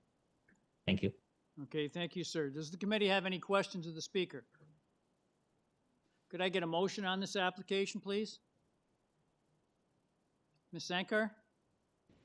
Yeah, through you, Mr. Chair, I believe that the explanations provided by the applicant here today sits well with me that this is minor and meets, the 4 tests according to my evaluation. So I'll put forward a motion to approve this application.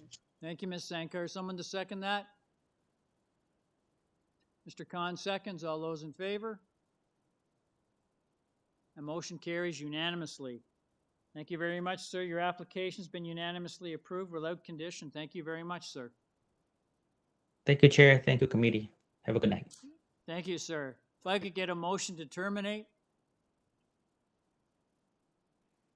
Thank you. We're carried. We're done. Thank you very much, committee. Been a long day. Enjoy your evening. Thank you, ladies and gentlemen.